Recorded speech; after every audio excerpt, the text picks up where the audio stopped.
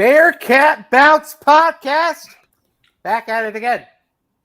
It's a Monday. It's a Monday after a little close, but not quite the cigar. It's a Monday after sadness on Sunday, but a Saturday of hopeful positiveness. It's a Monday after another big commitment during the football game, the Bengals game, that is. It is a Monday where we also have a special guest, a special surprise guest.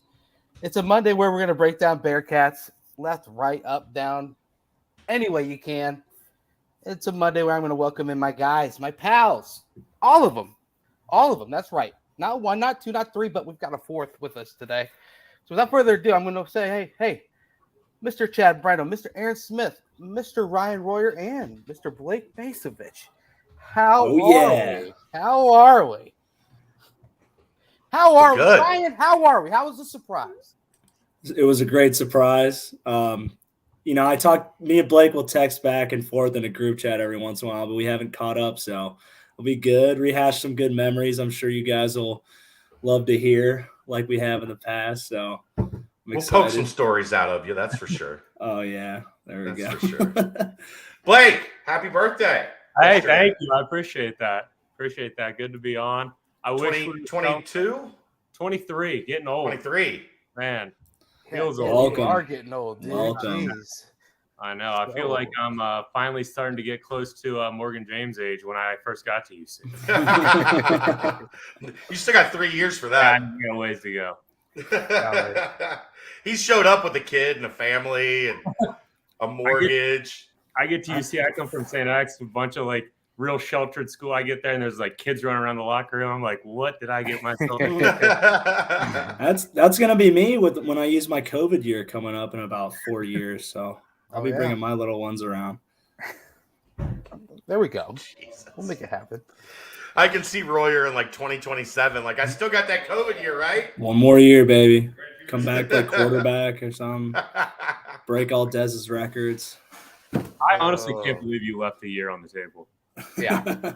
It's the most surprising thing ever. It really is. To come back for it was you. I love football and I love slapdicking around in the locker room, that's for sure. But all good things have to come to an end. Yeah. Well, no, you're still going. You're still Bearcat affiliated. Look at you. You're on the BBP. There we go. Big time. Aaron, how are we? I know yesterday was rough. It was rough for all of us. Sad day in the nasty natty, but how are we? Still recovering from the loss. Not happy. Yeah. Not happy. And I'm impressed. I'm impressed you made it through the nightcap last night, Aaron. Because as soon as we got done, you were off the rails. Sounds about right. Sounds about right. How bad was it? What's off the rails look like if you could give one little excerpt? I don't remember the conversation. You were just blasted? Oh, yeah. We talked for like an hour, and the end, like when it's time, like finally, like, all right, I got to go to bed. I got to get up and like get moving tomorrow. Aaron's like, nothing you said makes any sense. Just doesn't make any sense. And I'm like, we've been having a conversation for an hour. Doesn't make any sense, man. And it just, what doesn't make any sense? All of it doesn't make any sense. Yep. I've had a couple of those before. I can get behind that. You weren't making much sense, Aaron. Let's be honest. But you know what? Sometimes your car doesn't make much sense. You know what I mean? You're like, why is this car not starting? Why is this car stalling? Why is this car saying I need an oil change? Well, guess what? You can go to Danco Joe, Danco Transmission and Auto Care. You can let them know, hey, I need you to figure this out because everything that's happening with my car makes no sense. So head over to Danco Joe at Danco Transmission and Auto Care. Shout out to him. Mention Aaron. Mention Chad. Mention Ryan. Mention Harvard. How about that? Mention Harvard and see if that can't swindle you into getting a couple bucks off of an oil change or 10% off your next fixing of your choice. But guys, Blake Basovich is on, and it's a time to mention, as you said, Chad. It was his birthday yesterday, correct? The 29th. Yeah. Yep. 23rd. Okay. And so just break down the birthday for us. What'd you get into? I'm sure you watched the game late night. Was it a good 23rd birthday with a sad ending, or was it a overall good one? It was a great 23rd weekend heading into the game. Man, I was pumped for the game. Everyone was texting me all day, like, "Oh, that's just a good vibe. Like, we're gonna need a win for your game or a win for your birthday. Go to the Super Bowl for your birthday." I was all ready to buy a flight back to Cincy for Super Bowl weekend. I was like, "So I'm gonna, buy myself for my birthday." Feeling good about the game. Unfortunately, did not end the birthday on a high note. Pretty frustrated. Was about to throw a phone through the TV during some of those calls. But I think what probably made it worst of all was after the game. You're heartbroken. I'm pissed off. After the game, I'm sitting there. I pull up Snapchat. This girl Snapchats me, "Happy birthday. That game must have been the best present for you." Oh, What game did you watch? How was that a good present? That just blew my mind. Kind of top the whole game off for me. You blocked her, didn't you? Absolutely removed right there. Right the Get F out of away. here! Right the F way. Well, I got to open the floor. Ryan and Blake, first interaction between you two. First time you guys met. Just set the whole entire scene for us. Jeez. Think about that one. First time we met. I remember just some of my first time is you just crutching around on those crutches, just all over Short Vine. That's some good memories. Oh, that was a process getting up and down. I remember side a ladder on crutches or on a scooter, just trying to finesse. Oh yeah. What would be like the first? I remember going over to yours and Will's place at Corey. It was definitely probably that first summer when Josh and I lived together and had people. Oh yeah. And guys and Will and KB and all you guys would come down all the time. That was definitely one of those times. Yeah. That was a good room. Back before it was ruined. Before what? Let's give an update for anybody that's not fully aware of the story. We've got a lot of people that have joined and been, that have come in since Blake was around. 2018 class, one of the original hometown heroes. OG. One of the OGs for sure. Blake and Josh and Malik and Javon Hicks and that crew that helped usher in the brightest era of UC football in history. Unfortunately, an Achilles tear cost you most of your career. You battled back. You tried to come back. From what I've heard, you sprained it again, and you were just like, no, yeah. So what happened? I came back and was kind of back for that. Would that have been my third year that season? Yeah. And yeah, I mean, it wasn't great. And then we go into off season, and we're actually just doing some winter workouts, running out in the bubble. And I sprain, or they call it micro tears, started to tear my other one a little bit. And essentially Coliseum was like, "Hey man, if you keep playing, this other one's going to rupture too." So that was kind of that. It's the worst injury, in terms of muscle ligament. Obviously there are worse injuries, but in terms of rehabbing from, it's worse than an ACL. It's worse than a labrum or what. It is a serious bitch. Yeah, the irony of it was, I always said, I was like, apart from any neurologic spine injuries, the last injury I ever won is ruptured Achilles, and then there we are. But that happens to the best of us. Did it happen at Higher Ground? Yeah, it happened at Higher Ground. Yeah. Freshman year, right? Or was it redshirt freshman year? Redshirt freshman. Redshirt freshman, yeah. Yep. I'm gonna go. No better place than a rupture. Yeah, I'm gonna cross off the question about your favorite memory of Higher Ground. We're gonna go and toss that one out. But yeah. But now Harvard got admitted into Harvard Med School and headed off to Boston. Where did the doctor path come from? Because that you were on that road when you got to UC, right? This has been your long-term plan? Actually not. I got to Really? UC. I thought it was. So it happened pretty quickly. In all honesty, in high school, I was the least academic person possible. I was fully focused on football, hardly even took my backpack out of my car. Then got to UC, and I thought I wanted to do something like Brady Collins, but also kind of incorporate nutrition into it. So I just went into like basic bio classes, and then kind of loved that. My grandpa's actually was an orthopedic surgeon, so kind of always had that background and just looked into it, shadowed a couple people, and loved it, and just went from there. But I actually had no idea going into college because I didn't care about school until I got to UC. Boy, did he care when he got to UC. I'll tell you that. You couldn't get him out of his room?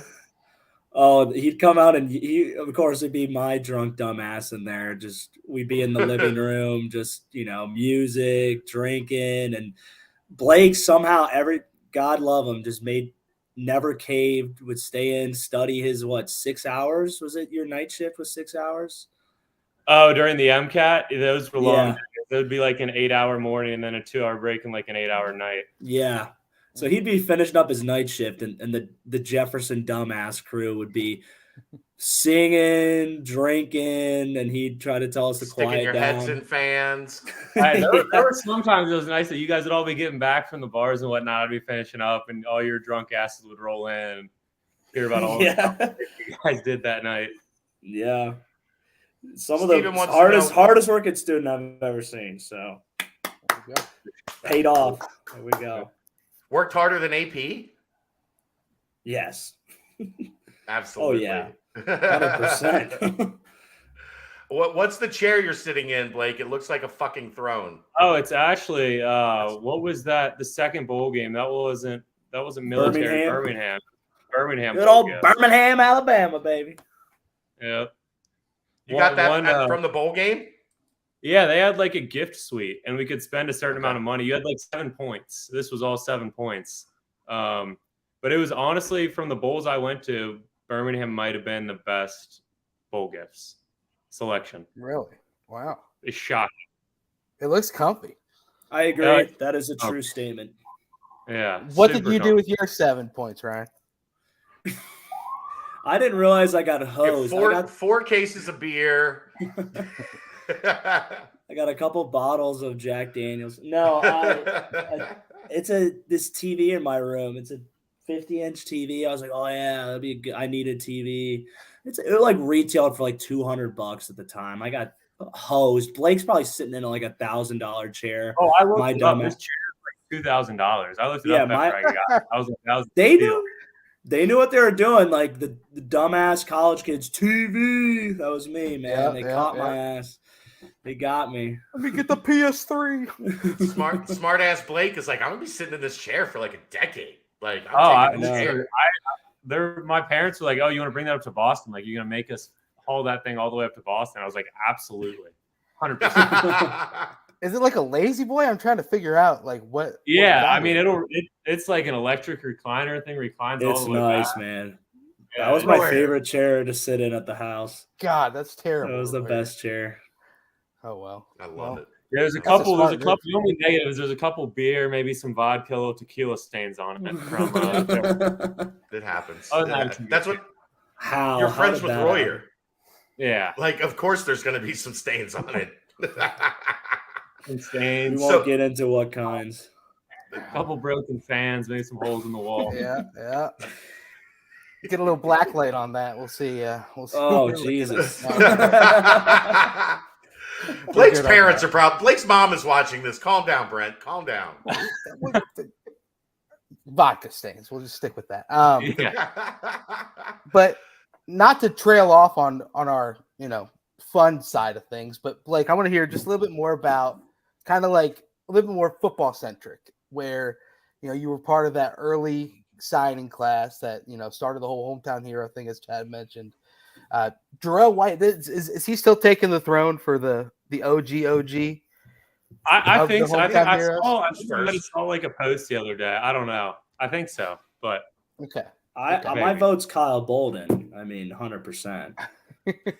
Okay. I mean, I don't even know why that's a debate, but I'll just leave it at that. Bolden was my official visit host. He was a very good official visit host. That was a hell of a time. Okay. Oh my God. I remember your official visit. I remember you and Josh. That was some of the funniest. I was with Bolden. Dude. Josh was with Will Huber. And they lived together at the time. And then Ben was with Dez, and the three of them lived together.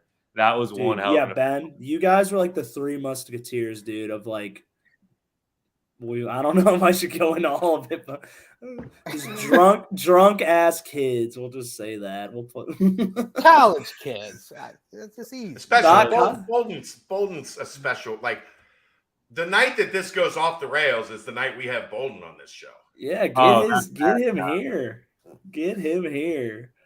Please, Lord. Me too. But Blake, kind of talk about the buy-in of leaping towards a coach that kind of just was blind faith and coming off a 4-win season, because obviously with the new regime coming in, you're gonna have some new hometown heroes that might need to do that same thing. Absolutely. I actually thinking back on it, I remember just hanging out with a bunch of my high school buddies, and they're like, "What are you doing? Like, why are you going to Cincinnati? Like 4-8, like what, like why in the world? Like, what are you thinking? Like, go to a school you're going to win." I was like, I don't know. Like the staff, they really sold me. I'm really buying into what they're doing. And, guys like me, I think I was the first Cincy guy to come in our class. It was Ty Van Fossen from up in Columbus, and then me. Like guys like me, Josh, Malik, Hicks. I mean, we were all talking for a while, and we really we're all feeling the same thing. Really loving the energy that Fick and his staff were bringing. And I'm not gonna lie, when I committed, I mean, I didn't know for sure those other three guys were going to commit, but I had a really strong feeling I would put a lot of money on those three guys coming too. And just being able to stick in the hometown and we always said when we were talking on recruiting visits and stuff, and something the staff really sold me on, and a lot of the other guys, was you don't really just want to go to somewhere where there's always already something established. Stay in your hometown and be a part of establishing something. And I think that was a big goal that a lot of us had coming in, and ended up going pretty well for us. So it was really neat being a part of that, and then just kind of seeing. That's a funny story. Seeing just what the culture they brought in was, and kind of how it changed over the years. It was a cool thing to be a part of. We'll make Josh tell this story whenever we have him on. But Josh made a homeless friend his freshman year. I won't give the whole story away. We lived together the first year at Corey. Freshman year we lived together. Yeah. And it was me, him, and Will Huber were out. Went to Skyline. This was in like the middle of winter. Will and I Ubered back, and Josh decided to walk back. I don't know why. From Ludlow Skyline. From Ludlow Skyline to Corey. And he didn't have a key at the time either, so I had to leave the room. That is far. Yeah. I had to leave the room unlocked for him. So I set an alarm for 3 a.m. just make sure he got back. And long story short, I walk out, and there's this homeless dude with a snake tattooed down the side of his face, lighting a cig on my couch. Josh met him on the way back and brought him back. It's like it's cold. Come on in, bro. Oh, that's so good. I wish I could say I haven't done the same thing, but my roommates were not too happy when I brought my friends back. Yeah. And they asked them, "So where do you guys live?" And they just didn't have answers. So all right, sounds good. How much was it? You guys were at a ton of spring practices that year. It felt like you, Josh, and Malik, and that's really how I got to know you guys, because we would just stand around and kind of chat at the spring practices. How much were those all of you kind of feeling each other out? Are we really going to do this? We're going to do this together? We gonna change the narrative in town? It was huge. I mean, and those spring practices, they allowed us to actually get to know each other. I mean, we played against each other every year. Josh and I every year in the regular season. Malik and I played against each other every year in the playoffs. So, I mean, you get to know who they are, studying film on them, knowing how good they are. But really just getting to know each other and then building that relationship, and then texting outside of that. That was huge. Just how much they were able to get us all down there face to face, and being like, all right, these are kind of the guys I want to spend the next 4 or 5 years with. That was massive for us. And also just seeing, another thing I always remember is, as a recruit, you go on all these different visits, just kind of the atmosphere we saw at practice, the energy that was there. It was different than everything else that was around the country at the time. And just kind of the energy from every single coach, the energy from the players. I mean, that was really what sold a lot of us, was the energy we saw during practice. I mean, and there were times I was like, you guys were just here yesterday. Yeah, I mean, shoot, for me, I think for all of us, the max drive one of us had down to practice was 20 minutes. Yeah. So it's like you just finished school, come down there. I know Malik enrolled early, but Josh and Hicks, once we signed, we all did early signing day. And I guess there's, some rule once you sign, you can use the facilities. So like Brady couldn't technically train us. The interns could, but we'd come down at like 5:30 before school every morning and train with the staff, which was just a huge plus being able to stay in your hometown and do that. And just go to school right after that. And it's almost like enrolling early, but still getting to enjoy that last semester of high school. So there's buy-in and there's, like taking what the staff says and going with it. But then there's talent on the field. When did you start to feel like, okay, everyone's buying in, but wow, the talent on the field this is going to turn into something special? Was it kind of right when you got on campus, or was it something where you saw it slowly build? Honestly, you could kind of tell our first year that they were really going to put an emphasis on our class. I remember talking to guys like Tucky and whatnot, being at camp at Higher Ground, like, hey, like what you freshmen are getting so much work right now. And just seeing the guys out on the field, being able to kind of compete right when we got there. I think we had a huge number looking from when I was a senior to when I was a freshman, amount of freshmen traveling. We had so many freshmen traveling that first year and so many guys getting good experience. I kind of knew right there, I was like, all right, this class is something special. We're going to do something special. And then even the guys in Royer's class, they were making early contributions, and we were such a young team. And I think, getting that first win at UCLA, as a first college game, that was unreal for a first college game. And just the confidence that came with and seeing what we're capable of, it just skyrocketed from there. And then you get into the second year, kind of once everyone's developed a little bit, and we're at camp and everyone kind of has a feel of the playbook and whatnot. And you just see the talent explode, and we're going into way more in-depth stuff in the film room. And that's kind of when you really knew you're like, all right, we got something special here for the next couple of years. What was it like walking out onto the Rose Bowl? That was crazy. And what made it even crazier was this was when we were still running a 4-3 and we had a jack. So it was Pitts, Tucky, and then me. This was right? was Mend at the time. Yeah. And Pitts gets ejected in the first series. Yeah. I'm like, oh man, like we're getting thrown into the wick here. Real Let's go. And Strip was the coach at the time. And UCLA, Chip Kelly, they're running this high-powered, fast-paced offense. So like we were planning on subbing Tucky and Pitts like every other drive, the whole game, in between drives and whatnot. So I'm like, all right, like I'm gonna have to sub in now. So I'm standing on the sideline shaking, just ready to go in. I never end up going. I don't think Strip trusted me quite enough yet, but it was a wild experience for that to be my first college atmosphere, and to get a win there was just so cool. And walking out, standing in the middle of the Rose Bowl, still got pictures there. That was neat.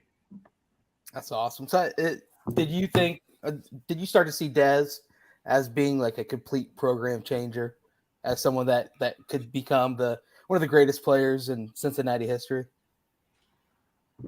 You cut out there for a sec. I got to have you repeat that. I know. So was it during that Rose Bowl when you started to see that Dez could potentially become one of the greatest players in Cincinnati program history? Absolutely. And I got to know Dez really, really well that first summer I was there. And I kind of, you see the work ethic in him and see the work he put in, and then to see him get that chance and what he was able to do. And that was a historical moment in UC turnaround. So yeah, you see like the future that he has for the program, and you don't just see what he does in the game. You kind of start to see a lot of as a freshman, I was having to work in on scout team or running with the 2s or 3s against the 1s at the end of practice. So you see the crazy stuff he does during practice and during camp. So yeah, you saw those glimpses early, and you knew that was going to be special. And we had a guy that was going to, allow us to do everything we wanted to do and reach the heights we wanted to for these next couple of years, which was huge as a freshman to see that at the quarterback position. Ryan, so you mentioned Camp Higher Ground. Obviously, we're not going to dive too much into it, but were there any moments where you started to take a look at that 2018 class and Blake and everyone off the field and on the field, and you were just like, okay, this new crop of talent's a little different than what I've been used to in the 2017? Yeah, they just kind of like they had the size and they had the athleticism that was comparable to guys that were like a year, 2, 3 years older than me when I first joined the team. So they just had those measurables that like I wasn't used to seeing. That some of the guys in my class didn't have either. Because like Blake said, that was like their first like big hit on recruiting was that class. And I remember seeing Blake and those kids down there. I was like, Jesus Christ, like these are some big kids. They're like 17 years old. They looked like they could be like taking snaps. And then I'd say the biggest, like, because even when you're a freshman, man, like Blake could tell you, no matter how big, fast, talented you are, like the hardest part is learning the playbook. And you can't play up to your ability until you learn that. So I was most impressed about how the leaps they made by bowl practice. Cause I remember like there's a lot of those guys in the class. Like I'd go up against them because they're young guys. And like, I'd kind of work my way around them sometimes. Cause I was, I had experience. Then by bowl practice, I'm like, holy shit. Like these kids are like destroying me now. So I was like, that just kind of showed how talented they were. And they just needed to get used to college ball and get some snaps onto them. Blake, what was it like trying to tackle Tavion Thomas? Oh, I remember actually first we're at higher ground. First time we're in full pads and Fick, the big circle, running back, D lineman, 1-on-1. My first time going, the first time we were there as freshmen was me and Tavion. Oh my God. That was an experience. I don't think I got completely ran over, but I wouldn't be as confident to say I kept him from scoring. That was tough. Terrifying. He ran hard, man. He ran hard as hell. I had to go against him too, and it would just like it's like a train hit my shoulder. Well, where we stand over on the sidelines, there would be times he would be coming at us, and it would be like, I'm gonna die. Like if I don't get out of the fucking way right now, I'm going to be in the hospital. Oh yeah, that man with 5 yards coming downfield on you. Oof. It was pretty cool to see him 2 years ago do what he did for Utah and like having a big hand in helping Cincinnati get to the playoffs. Like if Tavion doesn't go Superman at the end of the season, UC probably doesn't play for a national championship. No, he had a huge role. Huge. I mean, that was huge for him to step in like that. And then, like you said, it was great to see him kind of continue his career at Utah. That was really good to see. You want the best for the guy. You get to know him. I mean, he was in my class. You get to know him from the minute you walk on campus. So it was great to see him kind of be able to figure something out at Utah. Who would you say in your playing time was the toughest one-on-one offensive lineman, or maybe a running back that comes in and you had to meet him in the backfield and he hit you the hardest? Who was the hardest one-on-one? O-lineman, without a doubt, was James Hudson. I mean, going up like freshman year, you go up against, I mean, there's so many guys like Garrett Campbell was unreal. Morgan James was great. Hudson, I couldn't figure him out, man. He was unbelievable in pass pro. Just a frustrating guy to go against too. Just he's got such great technique and such great hands. He waited long to shoot him as a D lineman. Just it's really tough to play against that. And that was always really frustrating. It was phenomenal practice because before I got hurt, I was getting to run with the twos a lot, and the twos would go up against the ones. So I was getting to go up against Hudson every day, which was great. But man, he was frustrating. So I'm gonna go back when you committed. You had this line, and you might remember it. I already know. You already know what I'm going to say? Yep, 100%. Okay, your thoughts. Did you get it? Did you guys get it close to that? And now it's just up to this, the next regime carrying the torch. So I'll start off by saying that's actually really funny you just brought that up because I told someone here that story today. Okay. I did not. At the time, all I knew about the U of the 90s was they got everyone in Florida to stay in Florida and became a powerhouse. And then that tweet goes on Twitter and everyone starts tweeting at me. I was like, what the hell else happened with the U of the 90s? And I started finding all this out. I was like, damn, that is not a good look.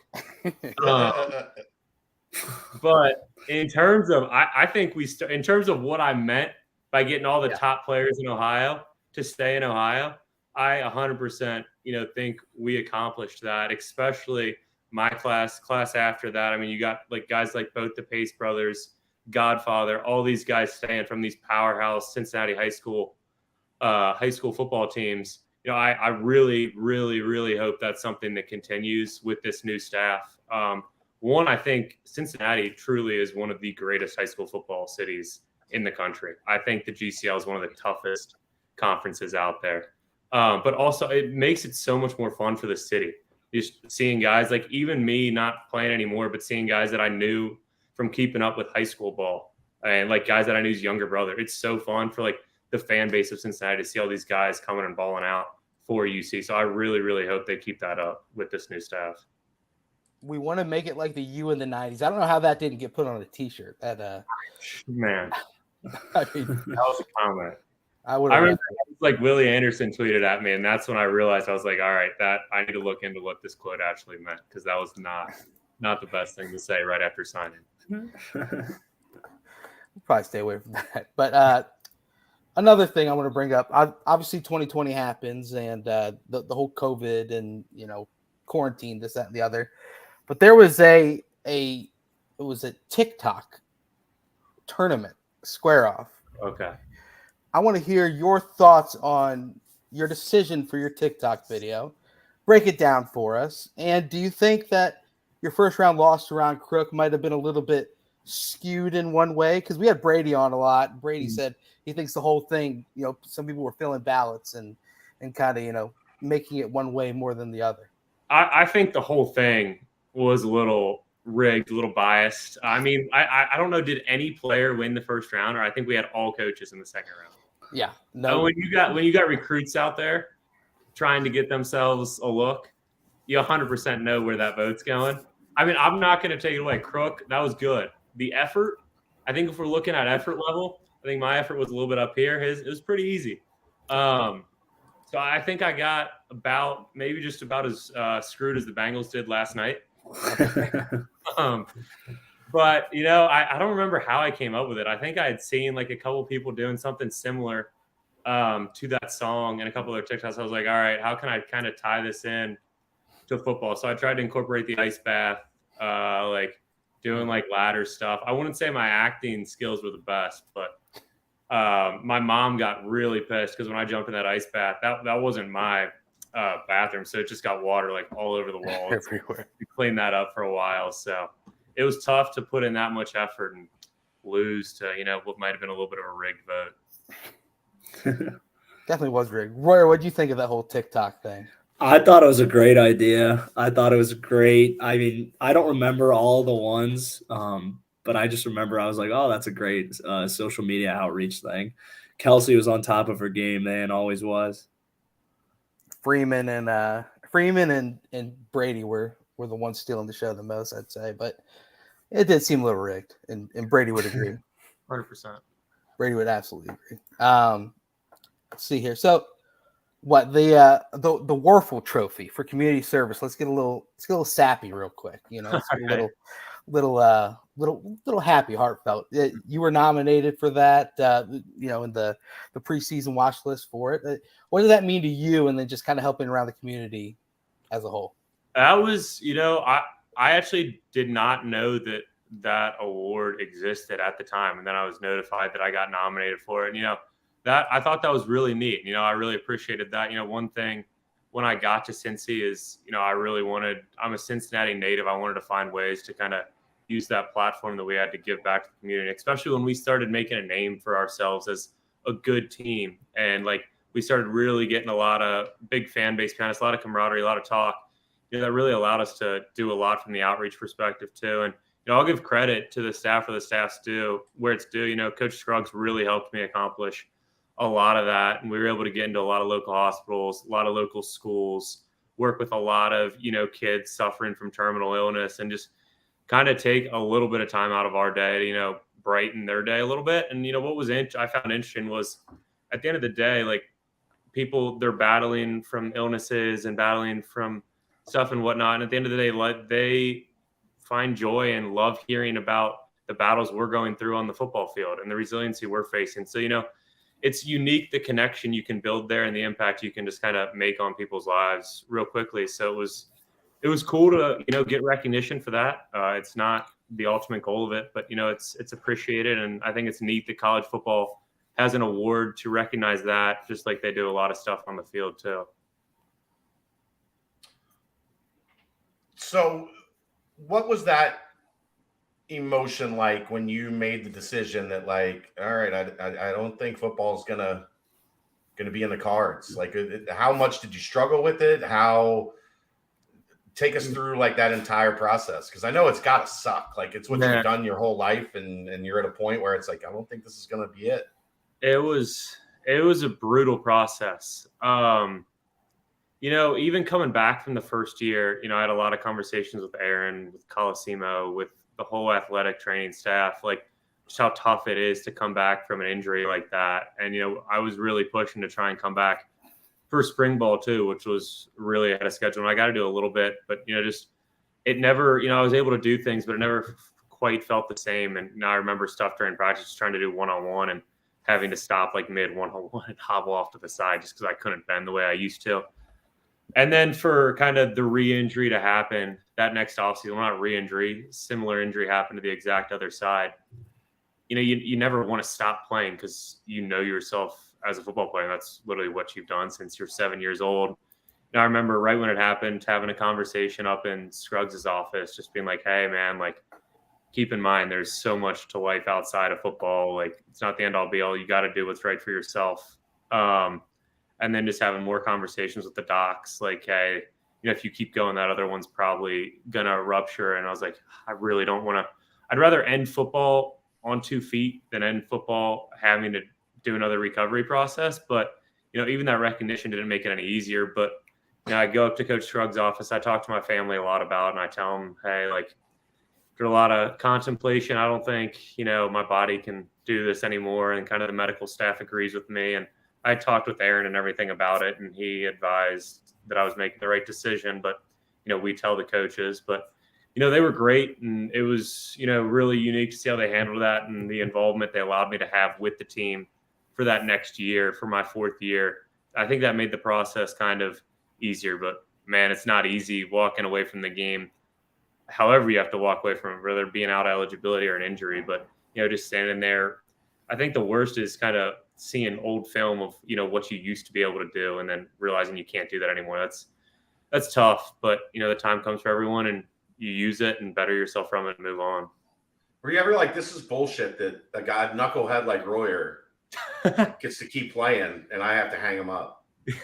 Man, I mean, there were definitely times, I don't know about Royer specifically, but I was pissed. I was like, man, why is this got to happen to me? It was Royer specifically. It's okay. Yeah, no, it was Royer. I was like, what's up? This guy's going out and getting his ass off. I mean, how come I'm not getting to play? No, I'm kidding. But yeah, I mean, it's tough. You sit there and you wonder all kinds of things. You wonder like, oh, could I have done this different? Could I have done that different? But there's not much you can do. Injuries are a part of the game, and it's kind of, something we all know is the risk we're taking. Harvard. Was that like a goal, or was that like you sent your stuff out like to a bunch of different places, and then it's such a prestigious Harvard med school, like that's not an easy thing for anyone to a nut to crack. Yeah, it was always a goal for sure. I'm kind of right when I realized I wanted to go to med school. I was like, oh yeah, like I'm going to shoot for the stars here. I mean, I want to go to the best school possible. I definitely got a lot of shit for it. People are like, Harvard, like, come on, you're coming from like Cincinnati, like Harvard med school. Like, what are you talking about? I remember like sitting there telling like some of the guys like, oh yeah, like I'm gonna try and get like a 4.0 and whatnot. They're like, yeah, 4.0 in football. Like, yeah, right. But I think that was kind of a motivating thing. I was like, oh, no one's ever done it before, so this is something I want to do. And then honestly, you apply, and Harvard's like the last school in the country that tells its applicants who's accepted. So I'm like, oh, like I kind of knew where I was going if I didn't get into Harvard. I was like, all right, like I was starting to look for places there and whatnot. It's like, we'll see what happens. But I find out and I got accepted, and I mean, you can't turn that down. So it was really kind of a dream come true, something I had wanted for a really long time, and ended up working out for the best. What was Mom's reaction when that came in? She was pretty excited. They were actually we didn't know exactly when the decision was coming. So they were actually on vacation. So I didn't see them for like another 2 weeks after I found out. But through the phone, I mean, they were losing their mind. They were super excited. Like right after we hung up, they got online and ordered a bunch of like Harvard gear to ship to me and ship to them. So it was a cool experience. How's Pops doing? I know it's been a tough couple months. He doing all right? He's actually, we just got some really positive news that had been a tough couple months. His most recent blood work came back and his PSA levels, they're really, really starting to go down. So we get to put off a little bit of treatment for a little while and keep monitoring that blood work. So, it's definitely heading in the right direction. So it's great to hear. Think about you guys regularly, man. It's a lot. I really appreciate that. You as well. From experience, it's been a rough freaking month. Like I completely feel for anybody that deals with it because it sucks. It sucks. There's no other way to put it. But fuck cancer. Fuck cancer. So glad to hear he's doing well. Give them both my best. I know, they followed along with Kelly, and I've followed along some on Facebook with your mom's stuff, and it's been good to see that he's fighting through it and bouncing back and doing pretty well. So absolutely wanted to let you know we're thinking of you guys. Thank you. Where'd Royer go? He's pooping, probably. He's probably had to poop again. Yeah. That'll be my guess. What's it been like up there? Hey, come on. Hey, there he is. Hey. I was boiling some eggs, man. Yeah. That's it. Get my ramen dinner later. Little bit of whey ramen. Okay. Well, good. How's the first year at Harvard been? It's a grind. They put you through it a little bit. It's neat. You get to learn a lot of cool stuff, work with a lot of cool people, starting to actually learn some medicine. It is, you get people that ask you like back home, like, oh, I actually remember, this is not relevant to your question, but it was funny. Even during UC, you'd have guys like Elijah Ponder and a lot of my guys in my defense line room, they'd come up to me like after my second year of school, knowing I want to go to med school, and be like, hey, like I got this like thing on my hand. Like, what do you think this is? Like, you think I need medicine? I was like, brother, I have no idea. Wrong person. But it's similar here. You got people calling like, hey, like, what do you think about this? What do you like? Do you think it's neat that people kind of start to give you that respect? But man, there's a ways to go. There's a lot of stuff to learn, but learning from some really cool people and, learning a lot of cool stuff. So, look forward to hopefully bringing it back to Cincy with me one day. Is it easy or hard to diagnose a concussion? I actually did a ton of stuff with our concussion program.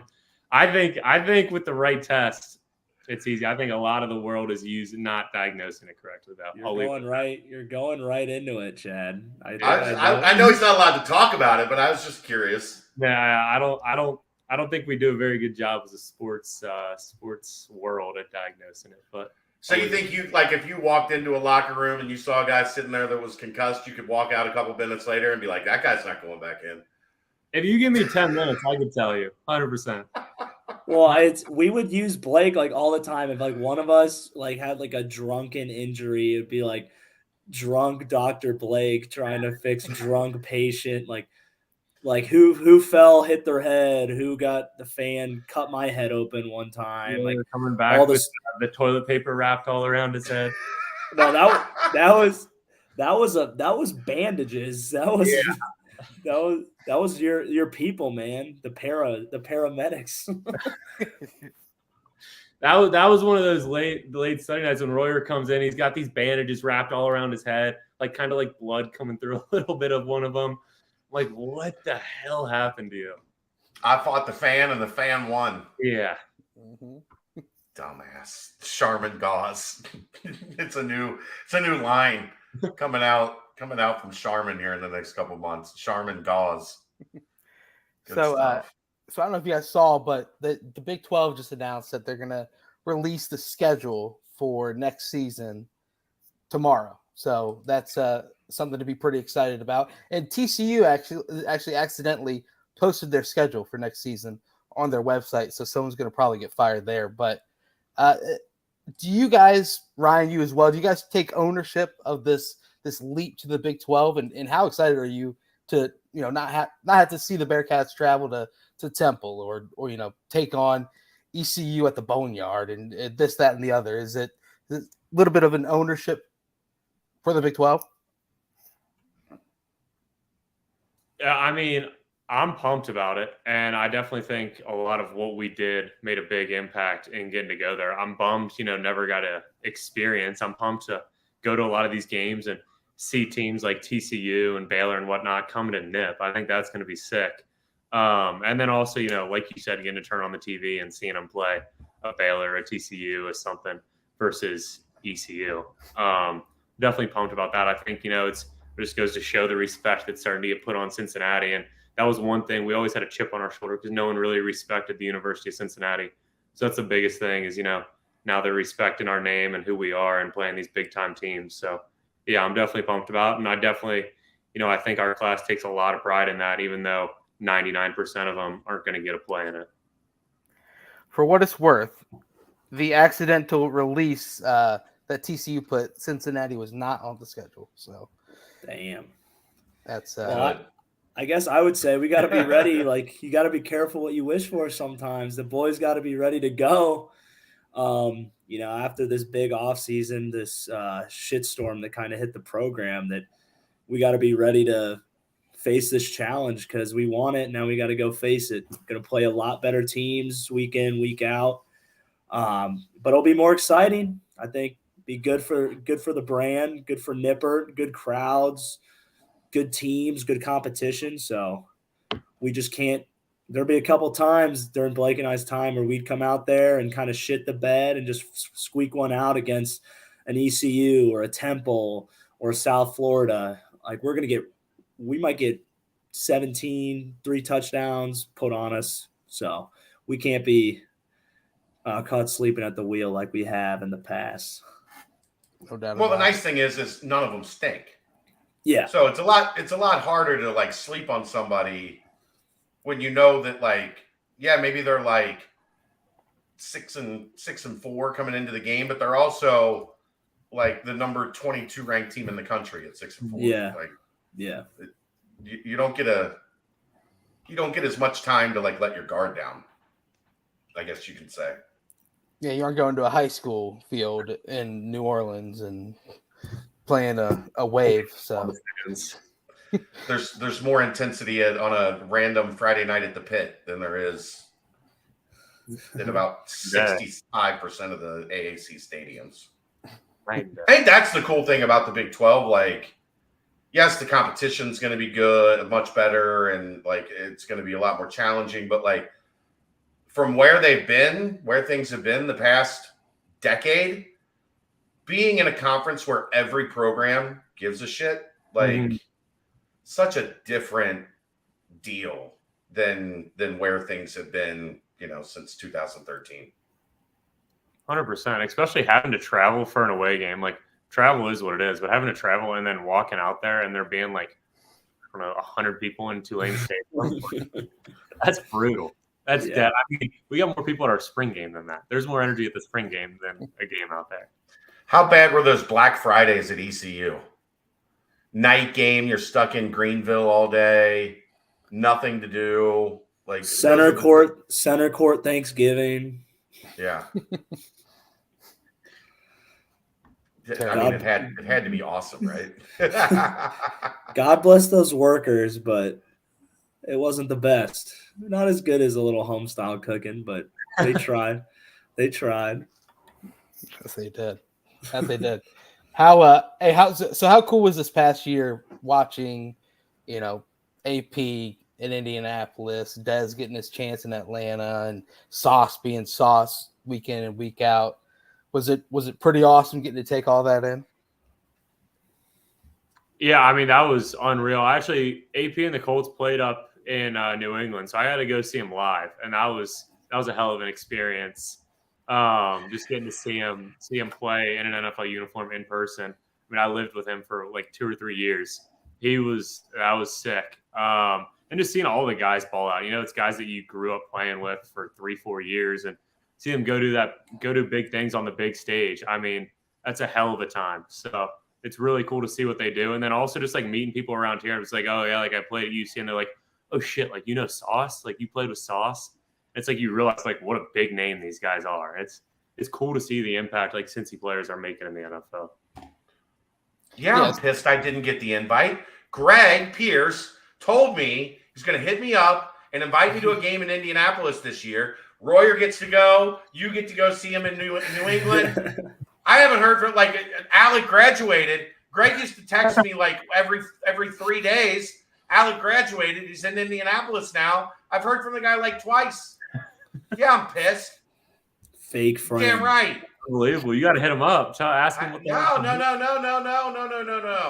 don't ask. Yeah, it's true. He told me we'll get you up to Indianapolis for a game. That's on him now. That's on him. I'm not going to bug him about it. I might bitch about it on a podcast. Amen. But, that's on him now. You're right. I'm pissed. I wasn't. And Natalie said that Temple fan cheered pretty loud that one time. Yeah. Yeah, and high-fived the air. But I didn't get the tickets from AP or Greg, but I was inside of Lucas Oil for his first touchdown, so that was pretty electric. Oh, that's sick. Very, very drunkenly sent Royer a message right afterwards. I was like, the place is electric. The greatest celebration ever done in a Colts uniform.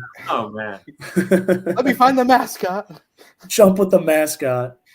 Yay. But no, yeah, it's been pretty awesome taking that in. Of course, you're watching the games yesterday and you see, B. Cook makes a big play on the field, and then you see Sauce in the commercial with Jalen Ramsey. It's just that whole thing is pretty wild. You have Golick mentioning how it was the defensive backfield for the Bearcats was the real deal this past year, and I don't know, the whole thing is pretty cool to see come to fruition. And now we get the Bearcat Bowl. I know we got 3 of them in the Super Bowl. Yep. I mean, I know it's going to be labeled the Kelsey Bowl, but here I'm labeling it the Bearcat Bowl. Yes. Because now, do these two now go down as the 2 greatest football Bearcats in history? They're going to be first ballot Hall of Famers. I think one of them is going to have. I think Ahmad's better. I think Ahmad's better than both of them. Not at this. No. Right not now, at this point. I think he has the potential. 100% has the potential. He could get there. Are you talking about Bearcat resume or just overall resume? Oh, overall. Okay. Overall, yeah. Like what you've done. Like when you get to the end of your football playing career, the Kelsey brothers are now the 2 greatest Bearcats. Yes. In terms of football that have ever lived. Probably not Oscar or Sandy Koufax level. Travis is going to go down as the greatest tight end of all time. Yeah. I don't know that makes you Tom Brady, like where you put Travis on that scale, but they're both going to be, no question, no doubt, Hall of Famers. Yeah. And one of them started out as a walk-on 2-star or no-star linebacker. Mm-hmm. And the other one was a 2-star quarterback. And I mean, I said this last night, I know it sucks the Bengals aren't there. It would have been great for the city. I'm kind of a half in, half out Bengals fan. Why is that? I've always wondered that. So I made a decision. I grew up a diehard Bengals fan. As this really started going, the Bearcat Journal stuff, Sundays usually I was busy because games are on Saturdays. You're still producing content, writing, publishing stuff on Sundays. So I just kind of had my investment level dialed back. And then they went through a little bit of a period where it was I can't do this. So somebody suggested that the way to still be dialed in, but not emotional, and this will make sense in a minute, is instead of watching them as a drama, you watch them as a comedy. Because when you watch a drama, you're on the edge of your seat, right? Yeah. And then the episode ends, and all you think about is ooh, what's next week going to be like?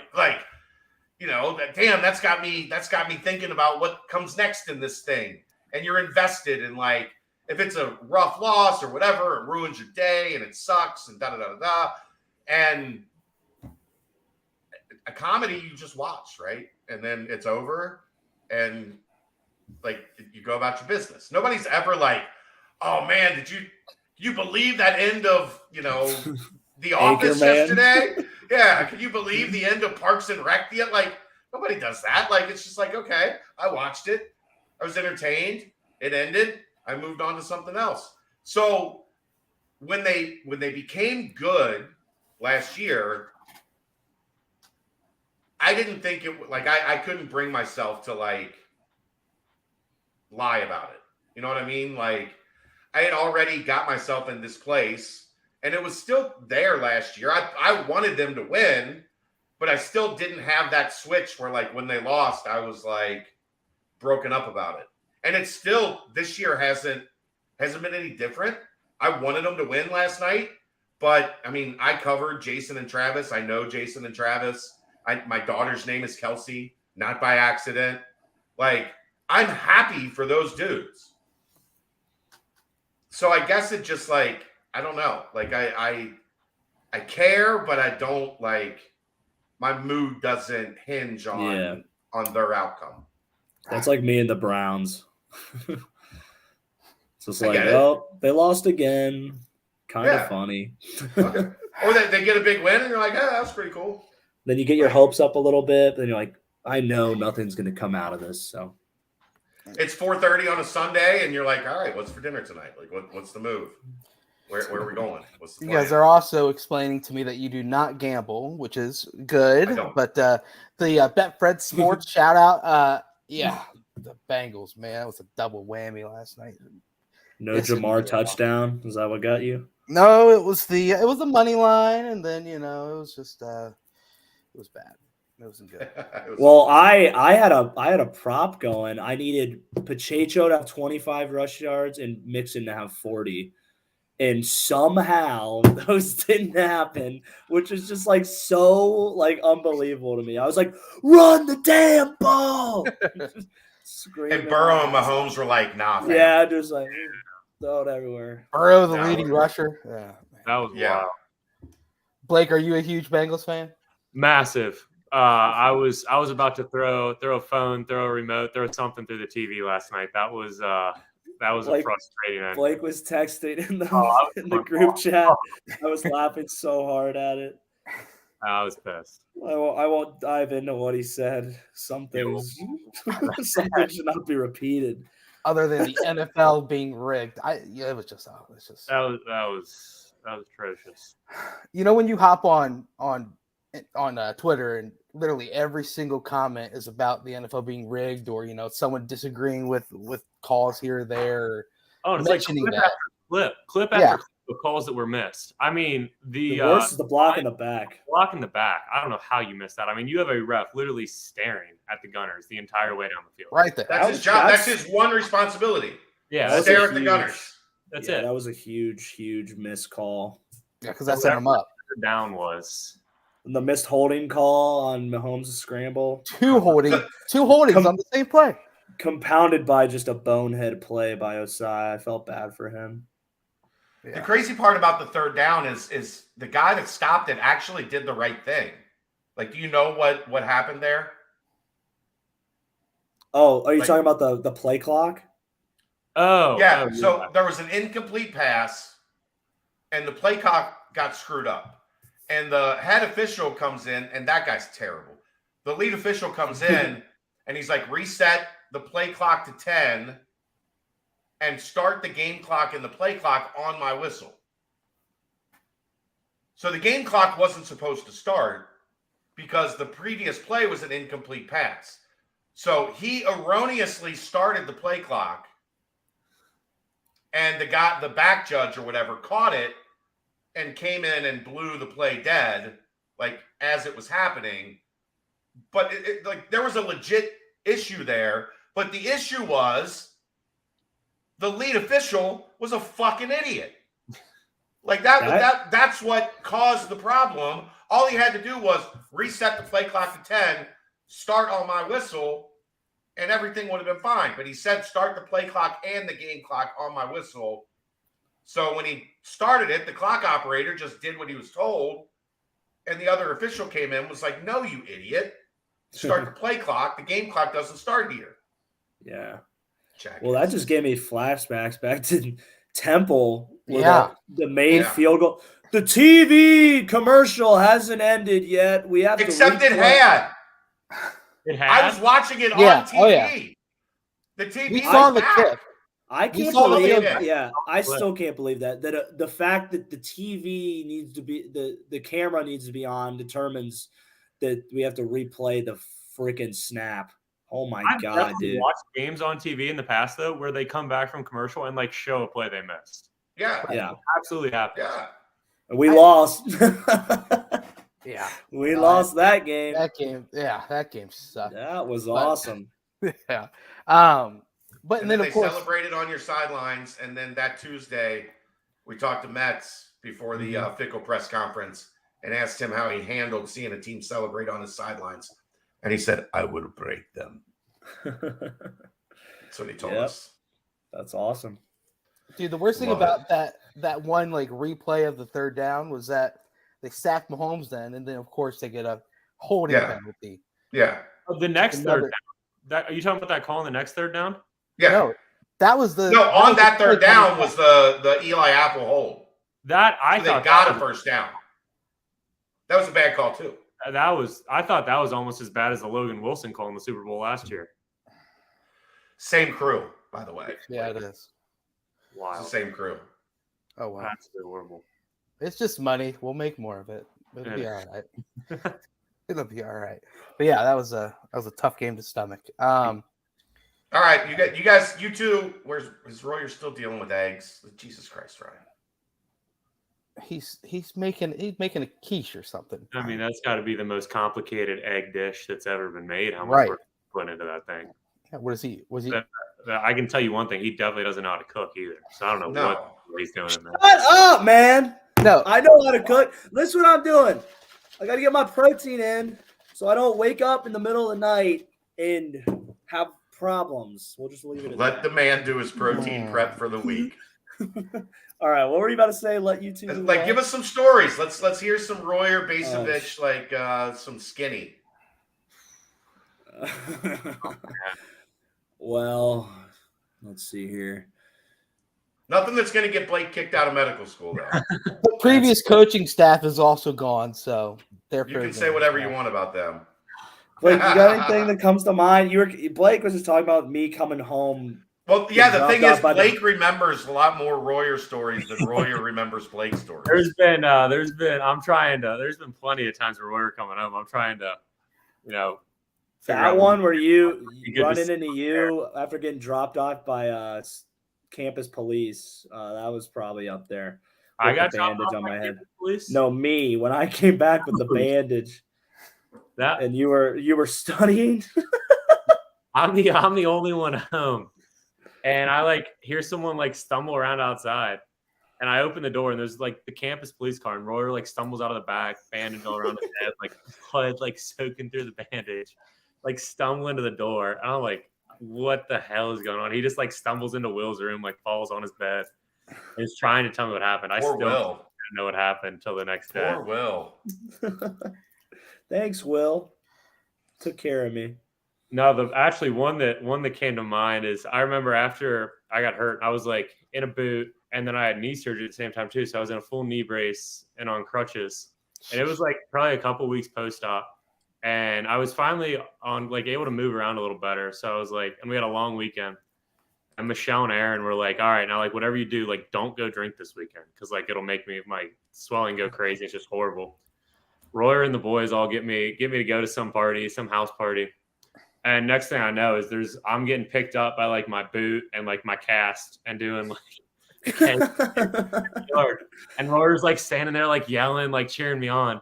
And someone takes a video, and somehow Michelle sees Royer sitting there screaming for me to do a keg stand and me doing a keg stand in my cast. And she walks in and it's just what did I tell you not to do? And I was drink, I chilled at home. She's really? I saw a video that said something a little different. And she was just he got on me and Royer for that one, but that was a good one. It's a good video. Royer, how many dozen eggs a day? How many dozen eggs? I just many eat dozen 4. Eggs do you, 4 eggs a day? 4. I have 2 hard boils for breakfast, and then I'll have 2 after lunch. They're so good. Look at it. Look at this little guy. I'm just gonna Right in the gullet. Hey, baby. Hey, Royer, as You do a soft boil or a hard boil? I do a hard. I like it hard, chap. has the furniture been managing to stay inside the new place, not out the window? Oh man, that's a good story. You got Where were you at for that? That was before. Who was the girl that lived underneath? What was her name? Tommy.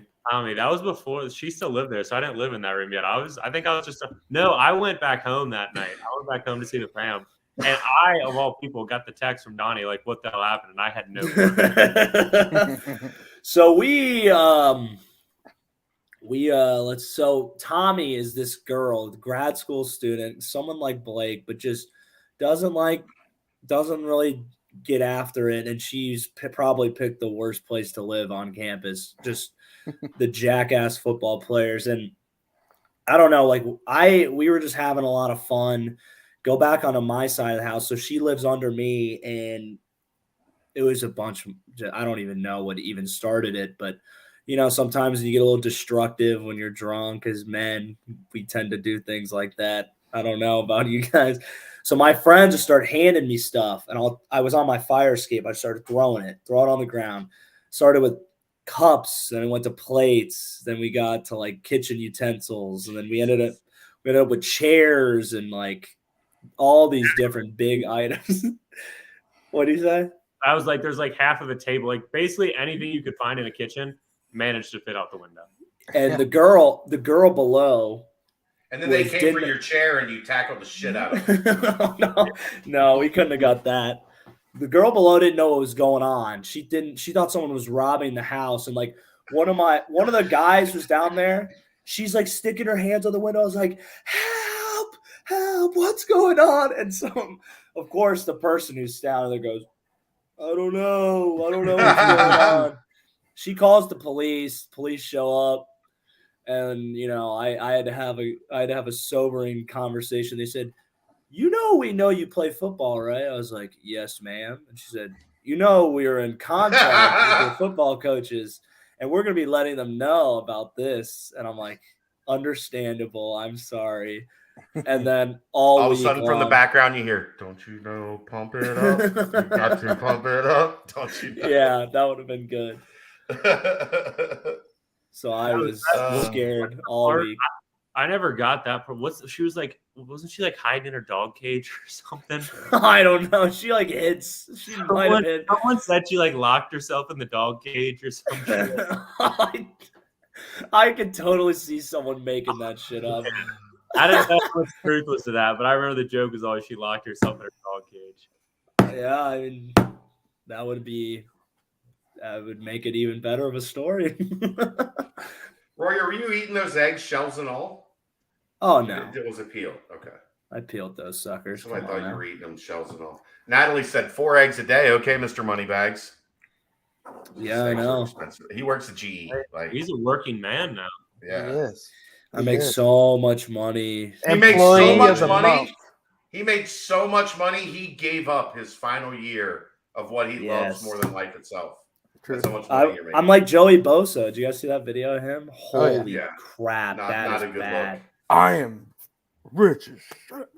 Yeah, wasn't a good look. That is crazy. And it's like dumbass. Well, that was his dad, right? Yeah. Standing right next to him, like, oh, yeah.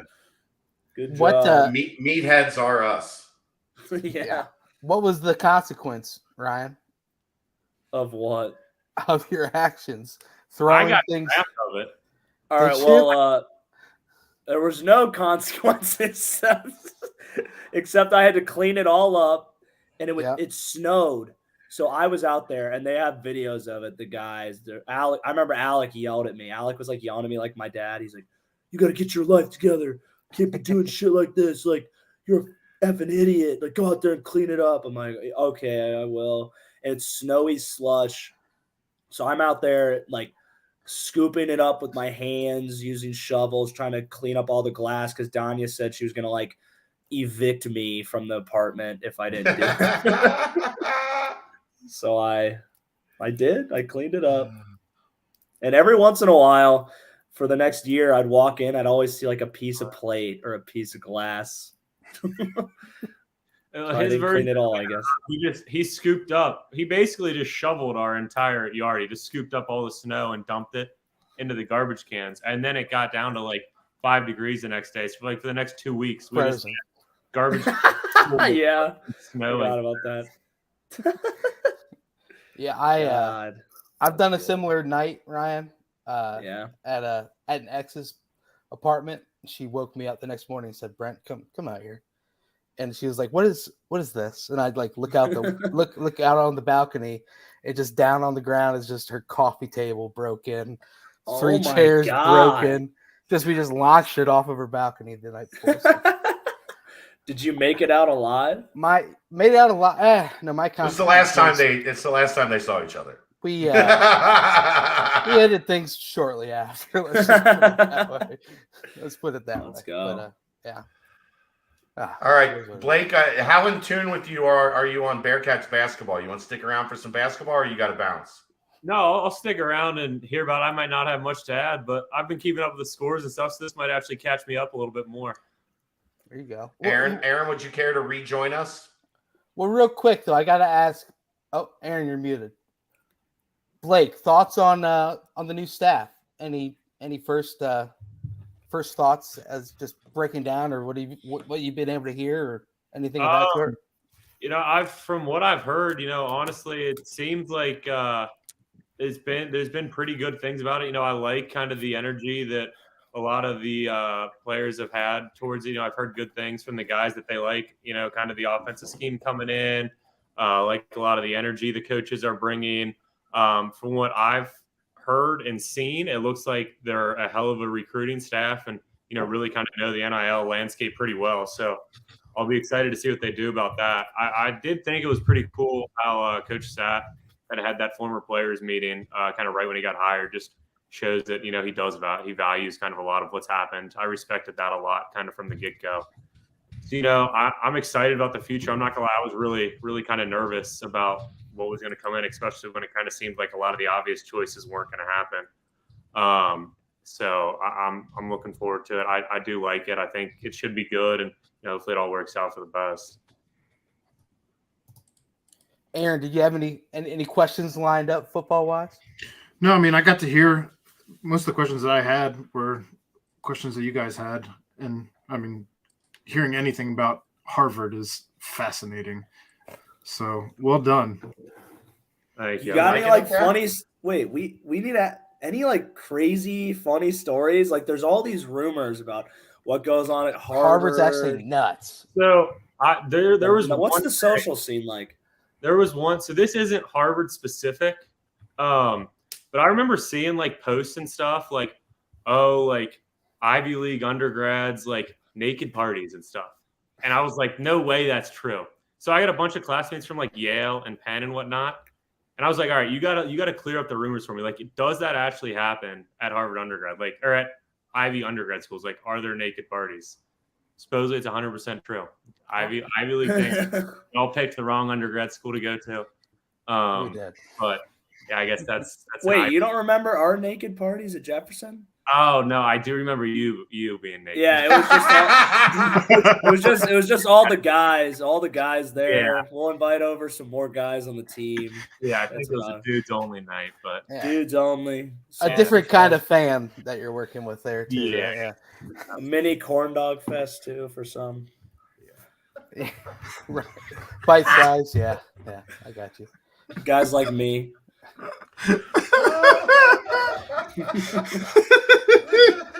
Helicopter fan, not quite on his feeling. Use your imagination. Can we timestamp? Yeah, let's timestamp. But lock it in. All right. This timestamp. I'm sorry, Nick Tino. I'm sorry. Quick Paper Supply, local and family-owned restaurant supply company for all your non-food products. Quick Paper services over 150 restaurants with weekly low minimum next day deliveries, providing a wide range of food service products from to-go containers, cups, custom printed products, eco-friendly, and much more. They also have cleaning and restroom supplies for all your janitorial needs. Call Nick 513-470-2029 and reference Bearcats for 20% off your first month of purchases. I'm sorry, Nick.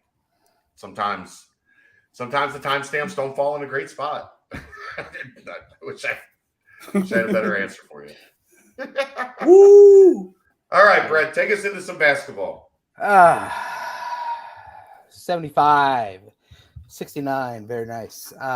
It was a game that was thrilling. It was a game that was exciting. It was a game that kind of brought some hope, brought some life, brought some juice, but one that ended in a loss for the Bearcats at Houston, number 3 team in the country. Chad and Aaron, you guys had your post convo about it.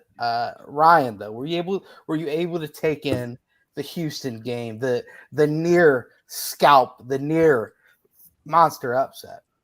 I was, and it's funny how literally last week we talked about can't give up fast starts. We got to be the ones having the fast starts. We got to be the ones making the shots, hitting all the threes, starting out fast. I mean, what more could you ask for? A 13-point lead to start the game. A 16-0 run. What more could you ask for? But if there's a team that's going to find a way to come back from that and stick to it and find a way to beat you, it's Houston, and it's exactly what happened. I mean, I liked what I saw. I liked the fight. I liked the defense in the first half too. Especially the first 10 minutes just shows they had a good game plan. The guys were high energy. They're attacking the glass too, but it's just like getting closer. But I think the standard of this program is we don't really have a lot of moral victories, so gotta still. I think that's a fine line that people like. I think it's a crutch for people because it's okay to say losing is not okay. Yeah, but we can also talk about progress being made in a loss, right? Like, yeah. Aaron and I talked about this last night, Ryan. What we talked about after the Memphis game was that was a team that didn't expect to win that game. They didn't play like they expected to beat Memphis. Saturday night. Well, but I mean, on this show last week, we talked about Memphis. Whatever day it was played, I don't care. I don't know what day it is. Tomorrow is 5 weeks. I've spent all but 3 days and 5 weeks sitting in a hospital room. I don't know what day it is. I'm sorry. It's Monday the 30th. Awesome. One day after Blake Basovich. One day after Blake. That's what I should know. It's one day after Blake's birthday. His 23rd. What we harped on last week was that they didn't expect to beat Memphis. They played like they expected to fucking beat Houston. And that's the progress that I was talking about. Like, it might not work out. And you know why it didn't work out? Because even when they were up 13, the pressure that Houston puts on you to play great for 40 minutes is immense. Like, for 32 minutes, like they build up that 19-6 lead. Houston immediately, I think, cut it to like 6 or 7 in the next segment. And then UC answered, got it back to 11. Houston got it back to 6. UC got it back to 10. Houston got it back to 5 or 6. But Cincinnati stood in the ring and traded haymakers. Rocky and won. Eventually, Houston wore them down because they have the better talent. Jarris Walker and Jamal Shed just hit tough shot after tough shot, contested shot against good defense. If guys are hitting, and you guys know this, like, Blake, as a defender, there are plays that you're okay with. Like, if the offense makes this play, okay, like, we did what we could. We had our guys in the places we wanted them. The coverage was right. The pressure was right. They made a play. Houston did that. And sometimes you just have to be like, fuck, right? Houston was deeper too. I mean, they had 3 guys with over 30 minutes. Only had 3 guys with over 30 minutes, whereas Cincinnati, right? So I mean, they certainly wore them down both with the haymakers they were throwing, but also just on a minute standpoint. Cincinnati looked gassed at the end. And they were hanging on for dear life, and Houston was throwing the ball to two guys that were making everything. One of those guys is going to be a top 10 pick in the NBA draft. I mean, Houston's just a Final Four team. I mean, they played that was last year or 2 years ago. I don't remember. But, I mean, they're a top 5 team this year. I mean, that's what you're going to get. They're coached really well. It's just that's the kind of style you're going to get from a team like that, a program that's in the state they're in. They're physical. Yeah. Well, I mean, so Temple pulled off the upset against Houston last weekend. Not this past weekend, but the weekend before. But the reason that they were able to was, first off, they slowed it down to a freaking grind and made it so it was tough for both teams to get anything going offensively. And then they just answered every single time that Houston came with a haymaker here or a haymaker there. So the opportunities were there for Cincinnati to answer when Houston made those final haymaker moves down the stretch. The fact of the matter is that the game was just more offensive. This game was, because both teams couldn't miss for the most part in the first half. And then Houston could not miss that final 10 minutes. It was unbelievable, some of the shots that Walker was making. And then that last shot that Shed made was unbelievable as well. So, you have the Mike Adams-Wood shot from the side. You have Dave's shot at the top of the key right after Landers got hurt. You have 2 threes from Jeremiah that rimmed out. You have multiple putback attempts by, Jeremiah was in there, Vic was in there. Just simply they couldn't answer with a made shot that would have put them over the hump. And you got to answer against a team like Houston, because in the end, it felt like one of those games where the better team's going to eventually figure out a way, and that's what Houston was able to do. And Cincinnati not making the shot to respond to what Houston was doing is the big reason why. And they did that for 34 minutes, 35 minutes. Like they made the shot. And then it dried up because Houston's defense, the number 5 rated defense in KenPom, cranked it up. Yep. Dialed it up a notch. They did. But I think two more things that you can pull out is Landers Nolly is a stud. A dude. He Absolute is. Dude. He's a guy that so you can pin Landers Nolly as a jump shooter, but when things started crumbling for Cincinnati, he took it baseline and knocked down, what was that, like a 12-footer? Yeah. And got fouled. He missed a free throw, but that's a play where it shows that Landers is getting ready to take that next step of not only just being jump shooter first, but also putting the ball on the deck, trying to get closer to the basket, things of that sort as well. But I don't know. It just Vic as well is another guy that I mean his dunk in the first half that was like through traffic was something where I said, wow, I did not expect to see that out of Vic. That's what you want to see out of Odie, because he's so strong, but he just doesn't go strong to the hoop. Yeah, I said Houston will always be a tough game for Odie. Vic's really cementing himself as like a very reliable offensive option now. Yeah, there's no doubt about that. And then Dave brought it too. I mean, Jeremiah was hitting shots in the first half. It just the well went dry. I don't know. It's a tough game because you watch the whole time and you're just sitting there waiting for Houston to make their big run. And when they did, it kind of felt like, okay, well, Cincinnati tried as hard as it could, but Houston came out, figured it out, and they pulled out the win. So we mentioned Vic, we mentioned Landers. Anyone else kind of stick out? Aaron and Chad, you guys kind of broke down player by player, but a couple of days removed. Anyone else on the roster kind of stick out after? I mean, that was obviously going to be the toughest game on the road this entire season, but it looked like there was a lot of players that really stepped up and had really, really strong performances. I mean, Micah stood out, not in a good way, but outside of that, like you said, I mean, we broke down pretty much every player's performance. Not much from the bench, as you only had 5 minutes each for Dan and Reed, the freshman. Rob Finney back So that, I guess, sticks out. That's pretty big to finally have Rob Finney back. Obviously, they're working him in slowly as he only had 4 minutes, but and then Kalu with a minute, so just not a ton of minutes there from the bench. Yeah, I kind of felt like it is weird the minutes distributed like that, because I felt like Kalu came in at 2 different times. I guess only amounted to 1 minute of playing time, but I thought it was just the end of the first half. Now he checked in like midway through the first half and then came back in at the end. So okay, must have just been an adding up. But I don't know. Like, you hit on this talking about the UCLA game and being kind of that third guy at the jack.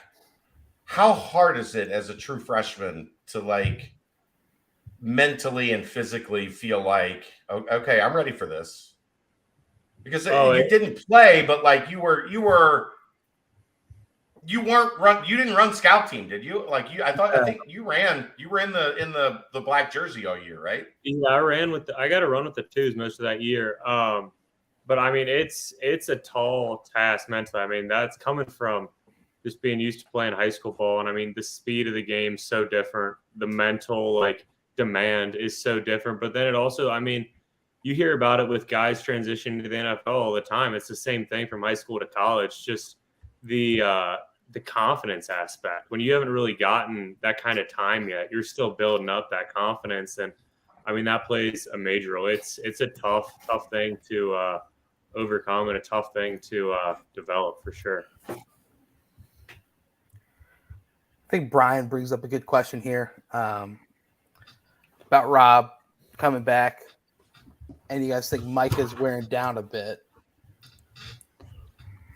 I think one, yes, I do a little bit. And I also think teams, like, all of a sudden he's back on the scouting report, right? Like he had that little stretch, and that's always the adjustment. We talk about it all the time, especially in basketball. You have a guy that goes for 19 against Houston and hits 8 of 11 shots.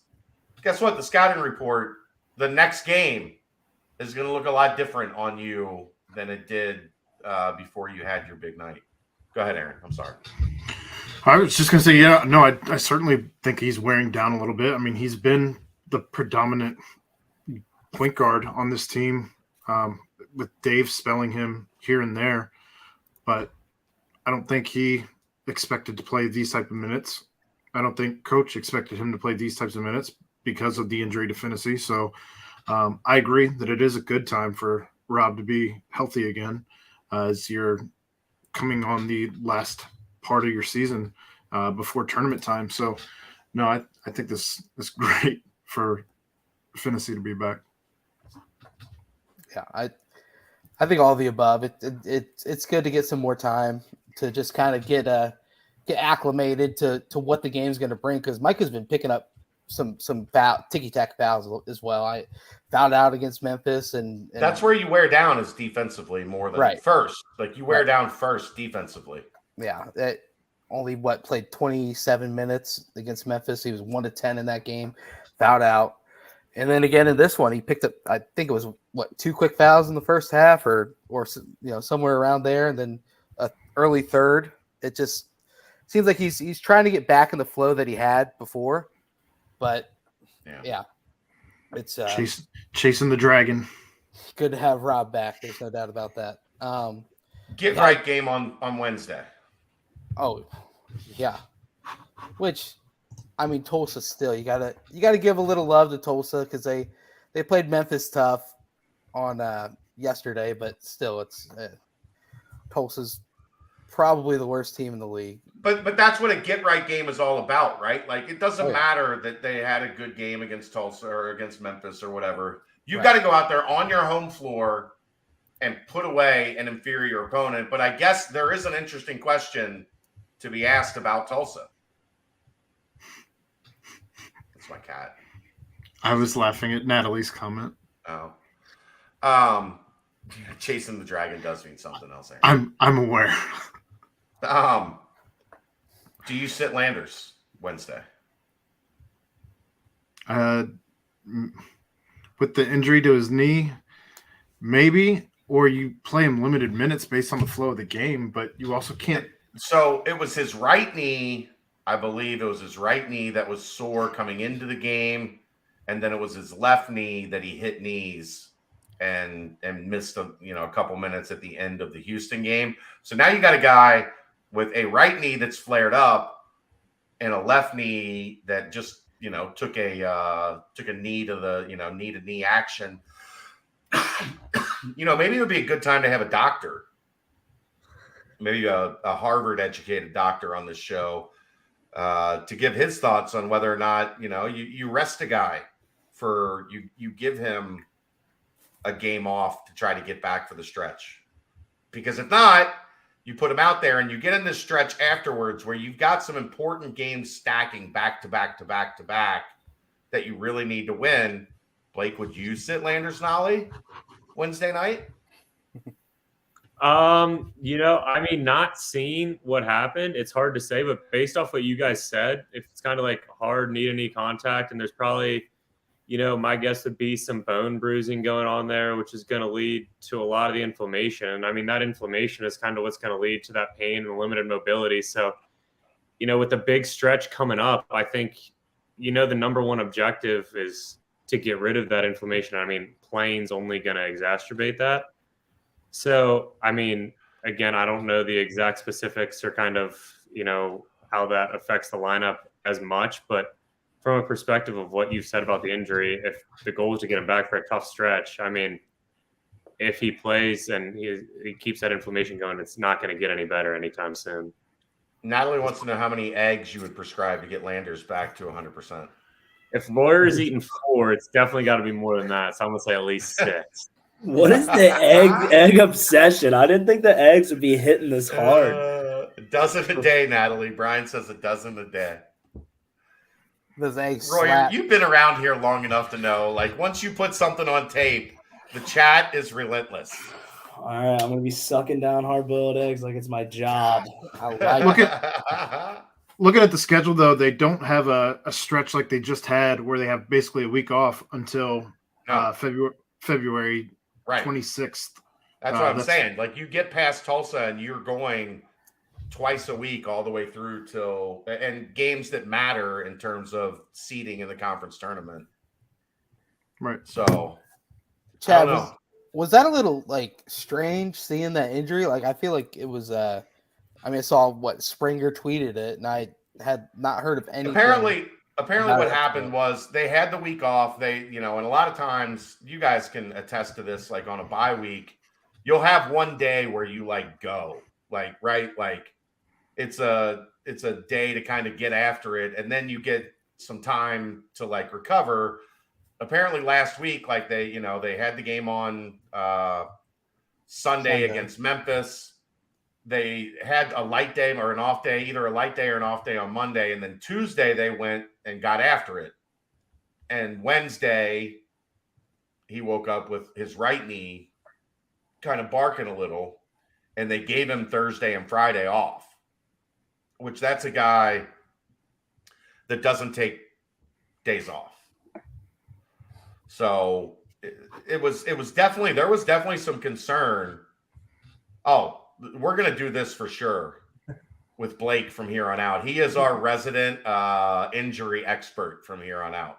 It's like when they Blake, the fun part is Stair store or whatever. Yeah, the Gene Steratore is to officiating. Blake is now to this podcast. He's going to come on and talk about injuries. Yeah, you let me know when you got big injuries and need an opinion.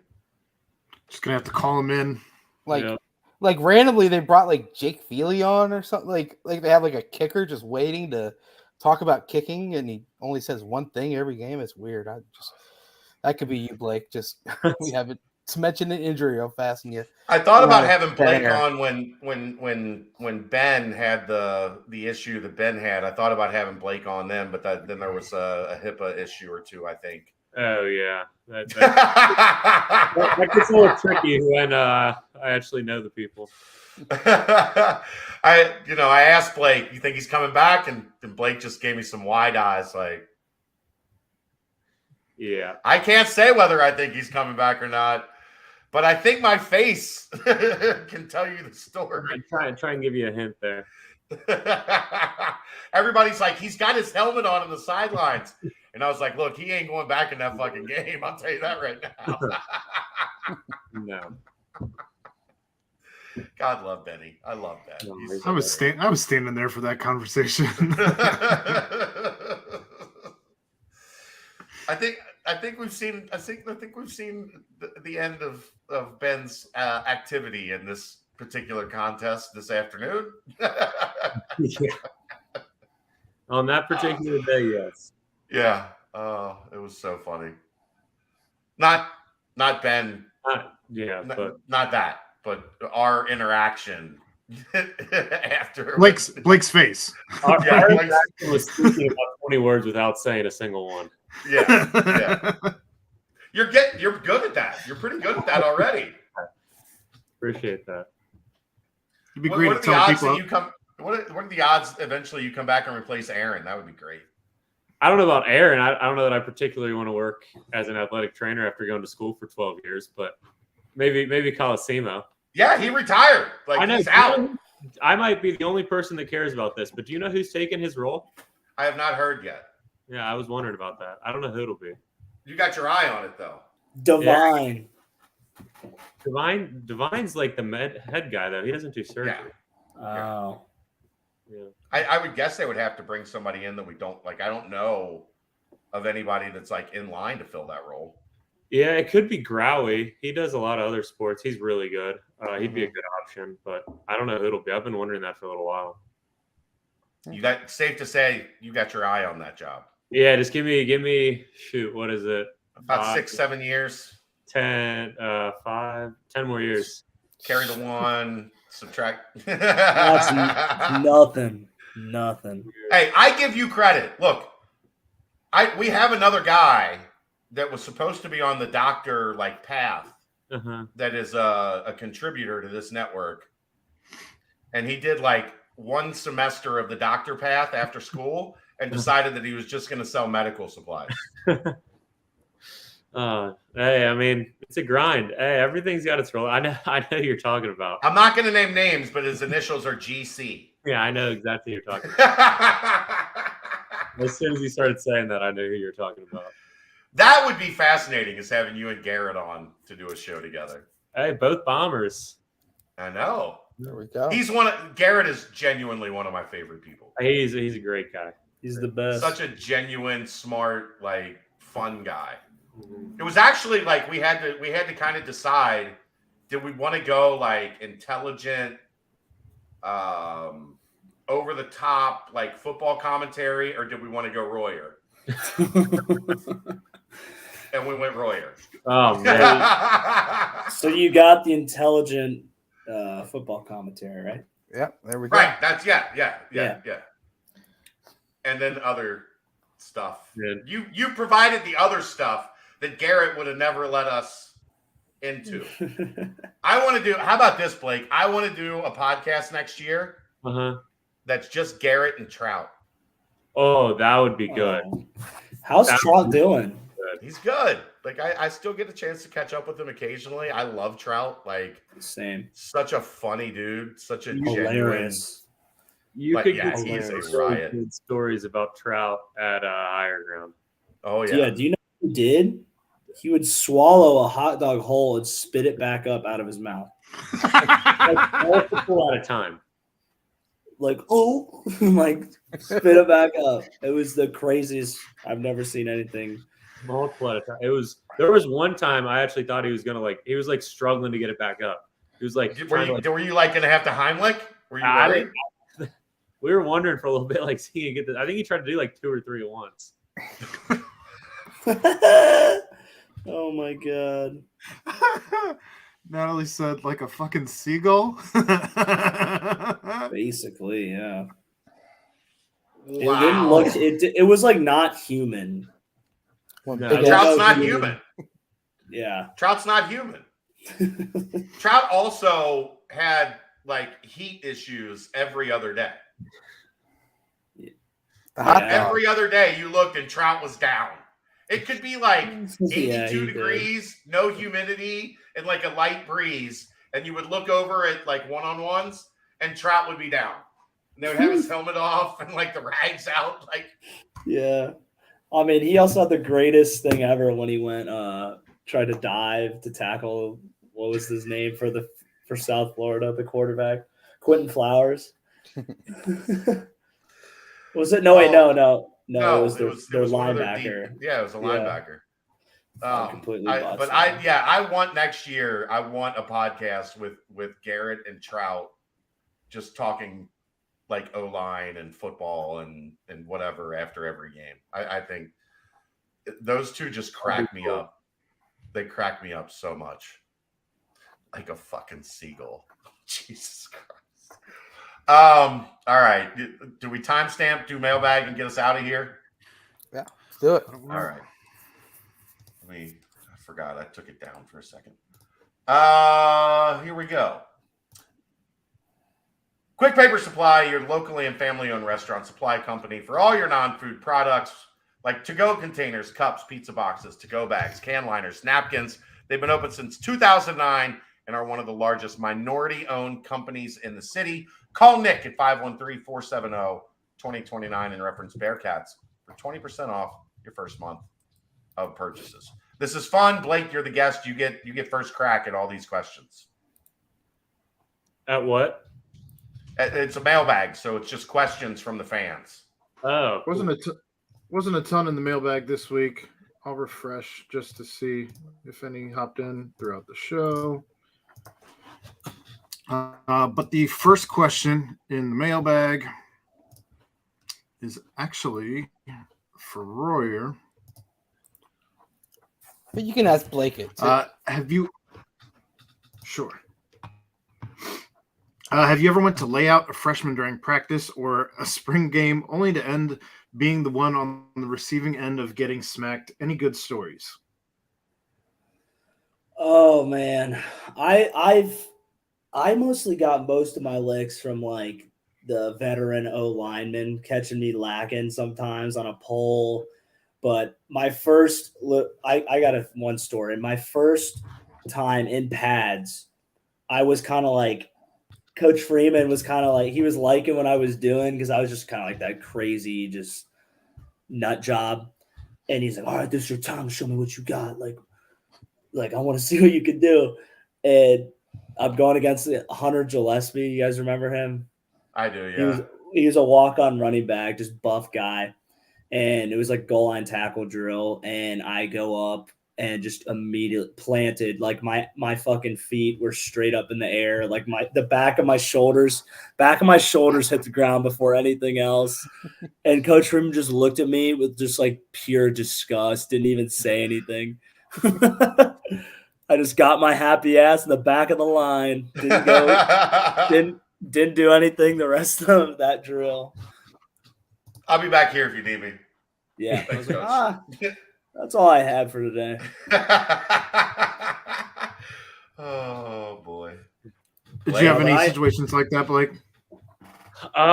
First one that comes to mind, it wasn't truly a freshman, but it was like right when Rome transferred in. And I mean, we knew he was coming from Alabama and everything. We were still figuring out like exactly how good he was. It was like right when he got here. And I mean, I kind of had an angle on him, and this dude stiff armed me so damn hard. It was like head in the turf or anything else. Like one of those things that you just like see them play over and over again. Dribbling your head like a basketball. Oh my! I mean, he bounced that thing off the ground like 2 times. It was pretty bad. You got up and went, oh, Alabama transfer, Jerome. Yeah, I got up and I was like, all right, this dude's, I'm gonna take him seriously next time.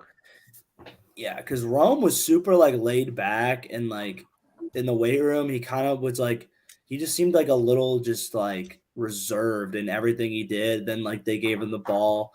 I remember the first scrimmage when he could go live, just no one could tackle him. Just run people over, stiff arm, breaking every tackle. I was like, all right, he's the truth. True or false? That was a blind spot of the previous staff. They hated guys that were laid back. Or like they didn't like Wiggins initially because he smiled too much. They didn't like Rome initially because they thought he was too chill. They wanted everybody to be Royer. They wanted everyone to be Fickle wanted everyone to be him. Yeah. A psycho. and when they had got like they struggled figuring out those guys that weren't like Fickle. Yeah. But then eventually I thought as they got like later down the line, they realized like, okay, not everybody is a psycho. It's okay that some guys have like a little different personality, but just like in that beginning, I think they did struggle with that initially, that like we want everybody to be a psycho. And if you're not a psycho, like you're kind of you're not made for here. Yeah. And then eventually they were like, oh yeah, well there are some guys that they're going to play in the NFL, so they don't have to be psychos all the time. Yeah. No, there was a feeling out. I'm glad they figured it out though. Yeah, for sure. All right. Next question. Since we're now only 5 months away from the start date, is it reasonable to assume that Under Armour will be our apparel vendor for UC's first year in the Big 12? I don't know. I keep hearing other things, but we're at a point now. I don't imagine how it could get like lined up and have orders filled and shipped out unless it's to already be ready happened for July, right? Unless it's already happened and they just haven't announced it. Why would you not? Like if the contracts are signed, you announce it. I would agree. I don't know, but I also haven't been around for 5 weeks, so I'm a little more out of the loop than I've ever been in terms of like the little stuff like this. These are the conversations that you have, like, you know, when you show up to a basketball game 2 hours early, you have these conversations in those 2 hours. And I haven't been able to be there for 5 weeks. Hopefully that I can get back on track here soon. I'm feeling good about the prospects of finding myself back in Fifth Third Arena and on campus here in the not so distant future. That's great. Thank God. Not apparel wise, but the TQL news finally dropped today. Title sponsor, signage all over Nippert Stadium, bunch of money towards. But no naming rights, shockingly. They'll have their logo on the field, but yeah. Yeah, but it's not TQL Field. It's still Carson Field at Nippert Stadium. Like they did whatever they negotiated, and it sounds like it's for a significant amount of money. They were able to like work with a local company that was willing to put that money out and not demand that it be TQL Stadium or TQL Field or whatever. Like they understood the history. Yeah. Well, the so president that's really cool. Played baseball at UC, so Kerry Byrne, good guy. But yeah, so I think that had to do with it, you know, keeping that Nippert Stadium tradition going. So my roommate is a data analyst at TQL. I think he had a big part in that discussion. So I'll make sure to get with him and figure out the negotiations. Get us some numbers, Royer. Man, I'm TQL. lying. I know, but still make it happen. That's the industry I'm in, and I tell you what, TQL they're doing a good job to turn it around. And my dad knows Kerry Byrne pretty well through business. So, but man, TQL is one of the ones where it's like if they're calling you, you don't want to answer it because it's probably going to be someone just badgering you nonstop. But they're turning it around and obviously making a shit ton of money and stuff. GSD. Yeah. All right. Which transfers so far do you think will make the biggest impact, and which transfer has the highest ceiling? I mean, I think the edge rusher whose name I can't say yet at this point. Grishik. Help me out with that. Grishik. And then there's a couple of the wide receivers that are going to be interesting to get to spring ball and figure out like which ones line up. But Donovan Ollie, obviously a major component there. And then if you scroll back up, Aaron, Jordan Young, they've got to find some help at corner, especially like that number one spot. So Jordan Young definitely is in the mix as well. That's who I would have as my highest ceiling is Jordan Young. I agree. The transfer from Florida. And then Yeah. Carter Brown, I think. Look, man, we saw like kicker's a big deal. He's got I some think the bigger interesting. question would be, My boy has some interesting TikToks. I Carter don't know Brown? if you guys. Oh my God, they need to You- get him off of there. Is it bad? Yeah, my Yeah. man, get on the tee, man. Get off the talk, please. I got your best interests in mind. I saw his 170-yarder. That's about the extent of the videos I've seen. It so you got You're it. The lucky. better question will be like, who is the guy from kind of the bottom of the list in terms of ratings? Like, I think Kandra is going to be a starter. Radosevic is probably going to be a starter. Emory Jones is going to be a starter. There's some guys when you look at like the 24/7 rating that, you know, there's some lower rated guys that are going to have a chance to make a major impact. Right. Long term, also, what Burkhalter is only going to be a sophomore. Yeah. He played 1 year, I think. Yeah. Yeah. But yeah. And then that JUCO transfer who just committed on Sunday, Judea Milan. Is it Milan or Milan, we think? Juju. I don't know. Juju? Juju. He said left tackle on his commitment post, so we'll see if that fills a spot. But yeah, I think obviously the biggest impact would probably be Emory Jones, right? Yeah, he's going to be the starting quarterback. The number one position on the field and Right. big impact. Anyone to add, Blake? I feel like we took the whole conversation. I'm not gonna lie, I haven't been on social media enough to keep up with all the guys coming in and out, so I don't have much to add. Fair there. enough. Well, I heard that Harvard transfer. I think his name Blake Basin, right? Something like that. Coming in for that 6 year. Bring him in. I had a couple I of don't know. classmates when I got up here. They're like, "Oh, are you gonna play for the Harvard team?" And I was like, "Absolutely not. I'm not going to play another year of football. I would have stayed in Cincinnati." Yeah. Are you going to put that? Are you going to put a new Achilles in with no recovery time? Because if not, then I'm done. Yeah. Do you still feel it? Like, does it? Do you still wake up some days for that? Yeah, I can't. Is a I can't problem? like. You can't put I your foot can't up somebody's run. ass like you used to. What did you say? Did you say do I still feel it? You cut out there for a sec. I said you can't put your foot up somebody's ass like you used to. Yeah, exactly. You can't run. No, I mean I can like since I don't run as consistently as I would when I was like playing and whatnot. Now like if I like try and like take off in a sprint, it like starts to like cramp up a little bit. So it definitely doesn't work great. It works good enough to like lift and stuff, but like in turn, I tried to pick up basketball once with some guys here. That did not work very well. How much weight did you lose when you got to Harvard? You are skinny as fuck now, bro. I've lost like 80 pounds. It was before. It was before he left. Yeah. He was still. When you were at the front door at the Grail, you were still pretty. Yeah. I saw you at the Grail. You were still pretty yoked. Yeah, no, I put on like once I put on a lot of weight when I was done. I got up there.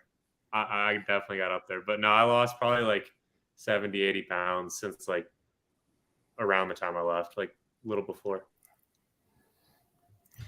That plane right there, that'll kill you. How awesome was working at the Grail for Jimmy and Don. I love those are our title sponsors. That's our number one partner is the Grail.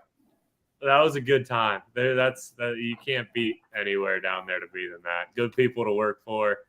A lot of fun. I mean, you see some fun stuff going on down there. It was a good time. Great people to work for. Did you work with DeBlanco? You got any good Joel stories?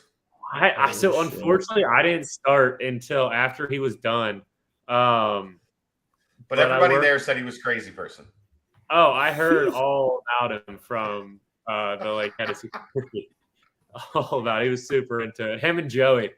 I heard Joey just loved kicking people out of there. Oh yeah.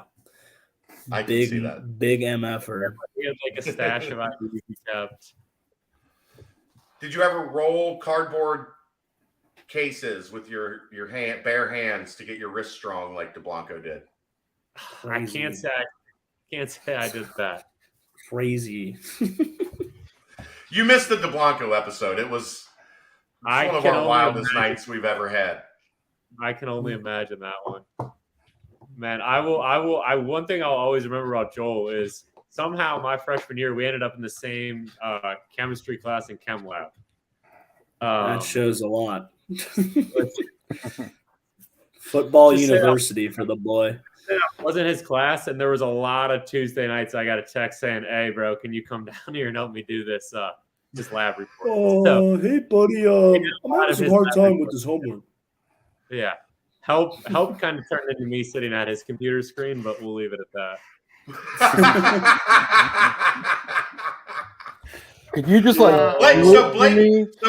you had like 90 tackles in 2021. Yeah, basically. Because he wouldn't have been on the field without you. Oh, that's that. Yeah, exactly. Matt's damn near taught freshman chemistry.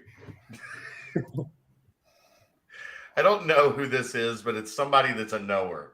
Metz was also in that same freshman chemistry class. So whoever that is I don't know. It's a knower. They know things. That's Kaiser. He was in that freshman chemistry class too. Clearly. Kaiser. Clearly. The boy. Heisenberg. Who is your candidate for breakout freshman? Can be redshirt or true. Ooh. That's a tough one. I don't even know any of the freshmen. Could have been. You don't even really know any of the redshirt freshmen, do you? Could have been someone that hopped on a scooter one too many times, but.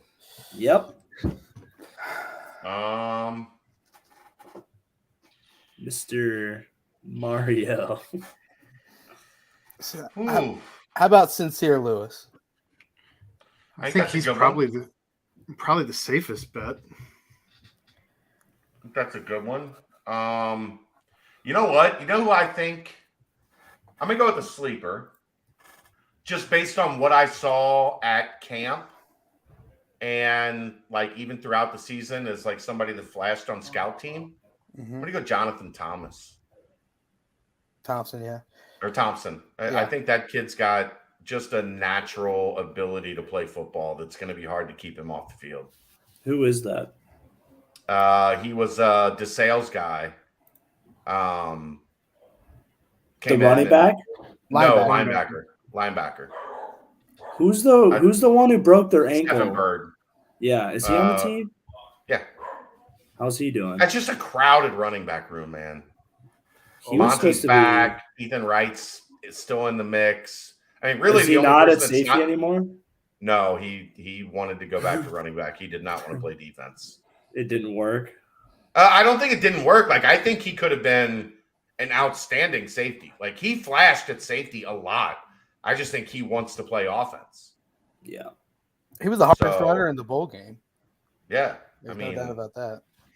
I think an argument could be made for like a Kalen Carroll or a Ken Willis, only one because of the DBs, have a chance. There's a lot of question marks. Opportunity, yeah. Right. You would love to see D-Shep have the jump that the God. Yeah, I just wonder. I just worry in a 3-man front, like you've already got Briggs and Corleone and Shep. Yeah. I love the potential of Derek Shepard. I think he's going to be, when he gets his chance, he's going to be a stud. What about maybe Barry Jackson, wide receiver out of the true freshman? Because they just brought so many veteran transfer wide receivers in. But I think if spring's going to be fascinating, right? Because if he flashes as much as Quincy did this past offseason, snaps are probably there. Yeah. The crazy thing is, there's a lot of names in that group. Yeah. That we'll see what spring looks like. It should be fun. That's the football portion of the mailbag. As we move to the basketball portion, it's great to see that Wes is taking care of the wing and point guard positions and that he's on a couple of top centers. However, I'm not hearing much about what he's doing to address the 4, in my opinion, the greatest position of need. Very much possible that I've simply missed any discussion on it. I think it'll be a transfer portal. So you're not going to bring in a freshman to solve that problem. I think you're going to have to bring in a veteran. So Yeah. I think it's something that the staff is aware of, but you're not going to take the risk on bringing somebody in that it might take a year or two. And if you look at things like the top 150 guys, there's like 4 left that are available. Right. So you just go find the best guy you can land in the transfer portal and rock from there. And what was one of the biggest stressors in the transfer portal was finding a wing who could score, and they went out and got Landers last year. Yeah. So knowing you need a 4 that can really contribute right away, I'm sure that'll be something that they really pound hard. Minutes will be available. Yep. Blake, were you any good at basketball? He just said he had. I was a hockey player growing up, so I never played basketball. Well, puck. He said he was playing pickup and it didn't go so well. Yeah, I tried. He's got 2 ruptured Achilles. I get it. Who was your NHL team growing up? I was a big Sid the Kid fan, so I was a Penguins fan. Okay. Yeah. There we go. Bastard. I moved here. That's been the best choice I've ever made. I mean, they're killing it this year. Oh yeah, they are. Yeah, guess who I'm a fan of? Let's hear it. The Blue Jackets, the worst team in the league. I thought it was the Cyclones, the Cincinnati Cyclones, right? Don't they have dollar beers on Thursday, Royer? That sounds like your $2 beers now. Oh, inflation's a bitch, man. No way. Yeah, inflation got everybody. We love it. Paying at the pump, paying at the grocery store, paying at the Cyclones hockey games. Can't get away from it. Yep. I've always felt good / great coaches find somehow in basketball or football ways to win games. How is Coach Wes Miller doing here, in your opinion? I'm hoping that you're frank. I have no intentions of being frank. I don't know who Frank is. So there you go. They're not there yet. Clearly, like they have yet to really figure out a consistent way to win these games down the stretch against quad 1 level teams. But I think that's on more of the players. I don't think that's a coach thing. Yeah. I think that's a player thing. And you've got to get your players tough enough to do the little things that win those games. And I don't think that is where it needs to be yet. It is clearly something that they have worked on because they've gotten better at it progressively over the last 2 years. But look, man, how does the Luke Fickell era look without Desmond Ridder? Because with Desmond Ridder, even when Des had bad games, Des figured out a way to drag you guys across the finish line sometimes. Or Sauce figured out a way to drag you guys across the finish line sometimes. Or if you remember back to 18, James Wiggins figured a way to drag you guys across the finish line sometimes. Mike Warren. Mike Warren found a way literally to drag everybody on the other team across the finish line sometimes. That's a player thing. You can tell those guys to go out and do those things, but until they start consistently doing it, I don't know that there's a whole lot a coach can do other than put them in position to be in close games with those teams. We're not seeing blowouts. We're not seeing this team get embarrassed. We're seeing this team just not quite be at the talent level yet to have guys that are just I'm not losing. I'm not fucking losing. How many times did you guys have, the one thing I go back to that stands out to me, that Houston AAC championship game, the first 2 drives, the defense was kind of ass. Oh, yeah. And Kobe pulled the entire defense and went off. Did he not, Royer? Lost his shit on you guys. Yeah, he did. Lost his shit. And guess what? The defense was great for the rest of that game. I don't think we've seen those guys emerge or develop on the basketball side yet. But guess what? It took Kobe 5 years to get to that point. Kobe was never that guy for 3-4 years, was he, Ryan? I'd say kind of 2.5 years was his. Okay. Yeah. Eventually, he got there, but Yeah, he didn't come in as like nobody comes in as like this is my shit. No, but by the end he of his earned it. career, Kobe was like, "This is my shit. We're not playing like ass and costing us a chance to go to the college football playoff." Yeah, and everybody responded. That's something that you grow. It's not something you just like, hey, Steve, go read these guys the Riot Act. Everybody's going to fall in line. That's not how it works. and you're not really going to get that transferred in either. Mm-mm. In basketball, it's a little easier. A little easier, yeah. Easier than football, but it's not easy by any stretch of the imagination. No. I mean, just listen to every coach. Luke said it in every press conference. Mick used to always say it. It's like, it's all about the players. Coaches can do their thing, but in the end, it's the players that win the games and the players that go out there and win and make the decisions that lead to victories or losses. So, hey, guess what? If a guy named Brian Cook doesn't go stride for stride with T. Higgins yesterday and bat a ball up in the air that gets intercepted, the Bengals probably win that game.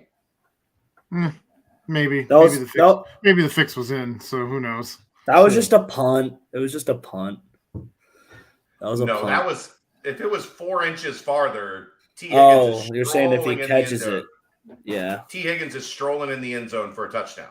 Well, the recovery speed by Cook is what I thought was more impressive. How he kind of got caught. Great. Yeah. He just said, skirt, got down there. B. Cook's a fucking dude, man. Oh, yeah, he is. One of the best.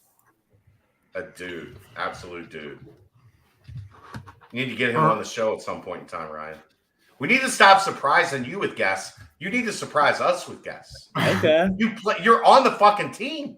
I don't know how to surprise you guys, though, because I have to just hit me and I'll send the email out. Yeah, just deal with Aaron, and then Aaron surprises us. Okay. But let me know on the side who it is so I can be ready. That's not how surprises work. So basically just surprise Chad is what we're Yes. All right. It seems like the last few games Kalu was in, we all said he did okay, no complaints. Do you think it's time to give him some of Odie's minutes at the 5, especially, but maybe even power forward minutes? Odie seems to have peaked, in my opinion. Missing bunnies is an emotional rally killer. I'd like to see some more minutes from him at the 5, where you can focus Odie at the 4, where you have a specific rotation of JD and Odie at the 4 and Vic and Kalu at the 5. I would like to see a little bit more of that. Yeah, I mean, I think it's not really a secret that Odie's a little bit of an offensive liability. Yeah. But he can rebound, he can defend. Right. He gives you positive minutes. Right. Just not going to expect more than 4 or 5 points out of him. He made big free throws. He did. Any opinion, Brent? I mean, we all mentioned the amount of the way the defense has trended up since the Xavier game. I think that goes hand in hand with Odie starting on the court and kind of getting a defensive, physical start to the game, and setting the tone that way. So I think his presence is actually goes a lot more than what the box scores might say. But yeah, I agree. Right.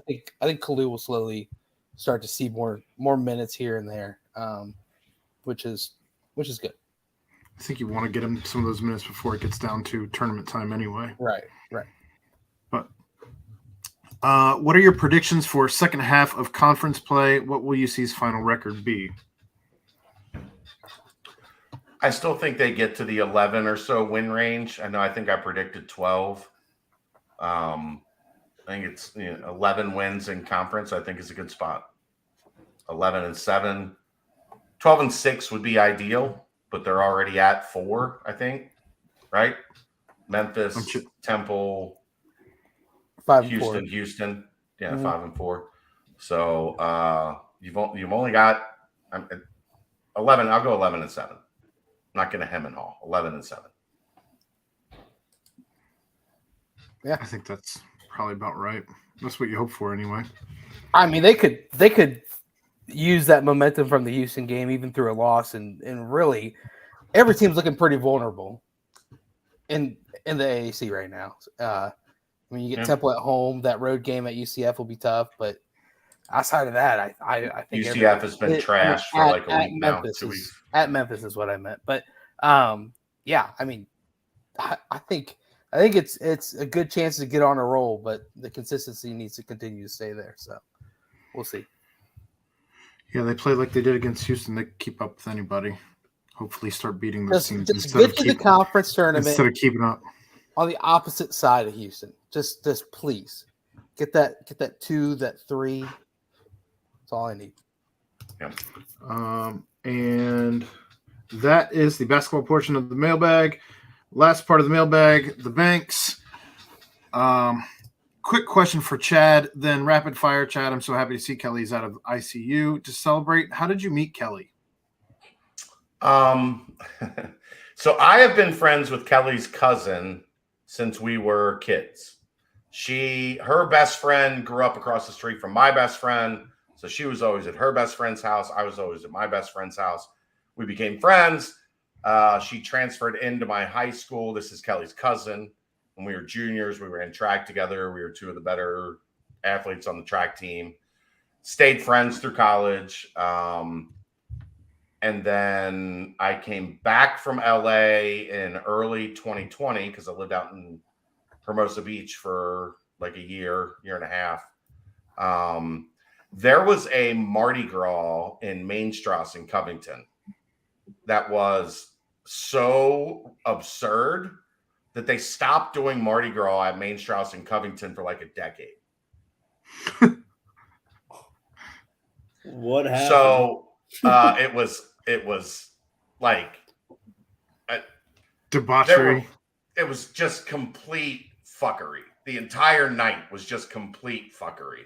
So I wanted to go to Mardi Gras and go down to Kelly's cousin lived like 2 blocks from Mainstrasse. But we didn't want to drive down there because we knew cops were going to be everywhere. It was going to be insane. So I was like, wait a minute, Kelly's cousin's name is Kim. So, doesn't Kim's cousin work in Florence at a restaurant? And she's going down there afterwards. So maybe she could swing by my house and pick up me and my 2 boys and drive us down there so that we would have a ride to Covington for this Mardi Gras. So I called her cousin called her. She stopped by our house and picked us up. We went down to Mardi Gras, had a crazy, one of the wildest nights I've ever had. Went back to her cousin's house, hung out with Kelly that night. Like 2 or 3 weeks later, we reconnected. I had a WrestleMania party at my house. Epic. And Kelly came over, and this other girl that I was like kind of friends with benefits with also came over. They both just kind of showed up. You double booked yourself. No. Listen, this is kind of how it all happened. So WrestleMania ends and everybody leaves, and the girl like the friends with benefits girl was like hanging around, kind of like, and Kelly was like, I'm not leaving. So the friends with benefits girl bounced, and Kelly like planted the flag. Poof, like I won. And then she basically moved into my house, and 23 years later, here we are. It's all, Mardi Gras is early February. We are like a week away from Kelly and I being together for 23 years. And it started like that night where I was just like, hey, you think your cousin can, what an asshole move, right? I don't know your cousin, but do you think she can come pick up me and my 2 friends to take us down to this party? And that's how it happened. Oh, nice. We dated for 7.5 years, and then we got married. Because I'm an asshole. Made her wait 7.5 years. Good job. All right. Rapid fire.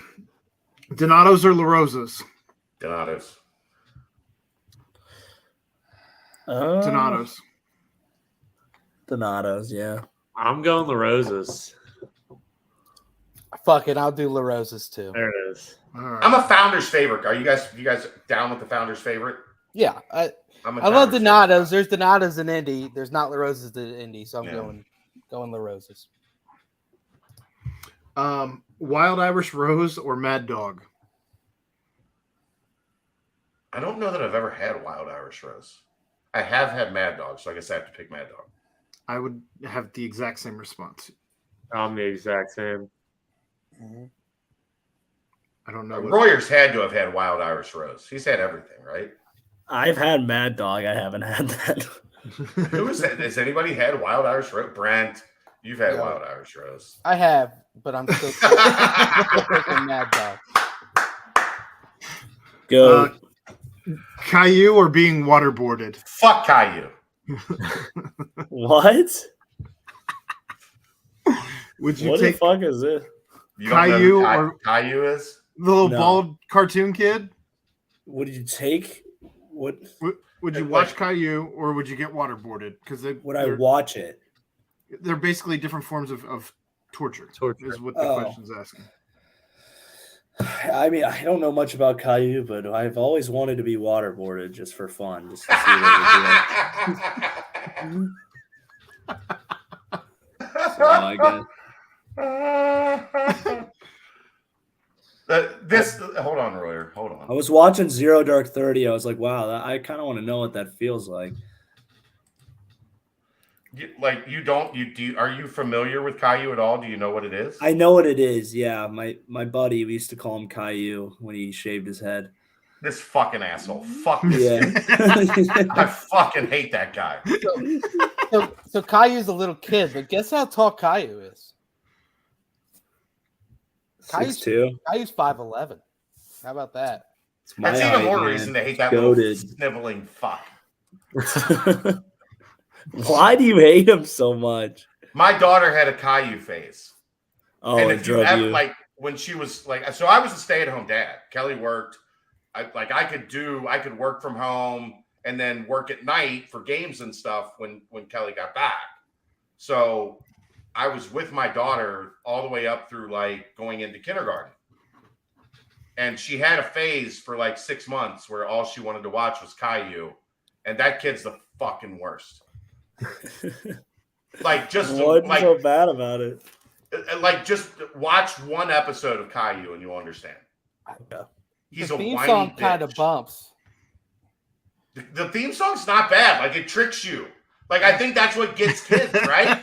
Because kids are like, bum, bum, bum, bum, bum, bum, bum, bum, bum, bum, Caillou. It doesn't have Like, anything they're like, on oh, Little this- Einsteins, though. That Yeah, Little it Einsteins sounds like remix. Little Einsteins.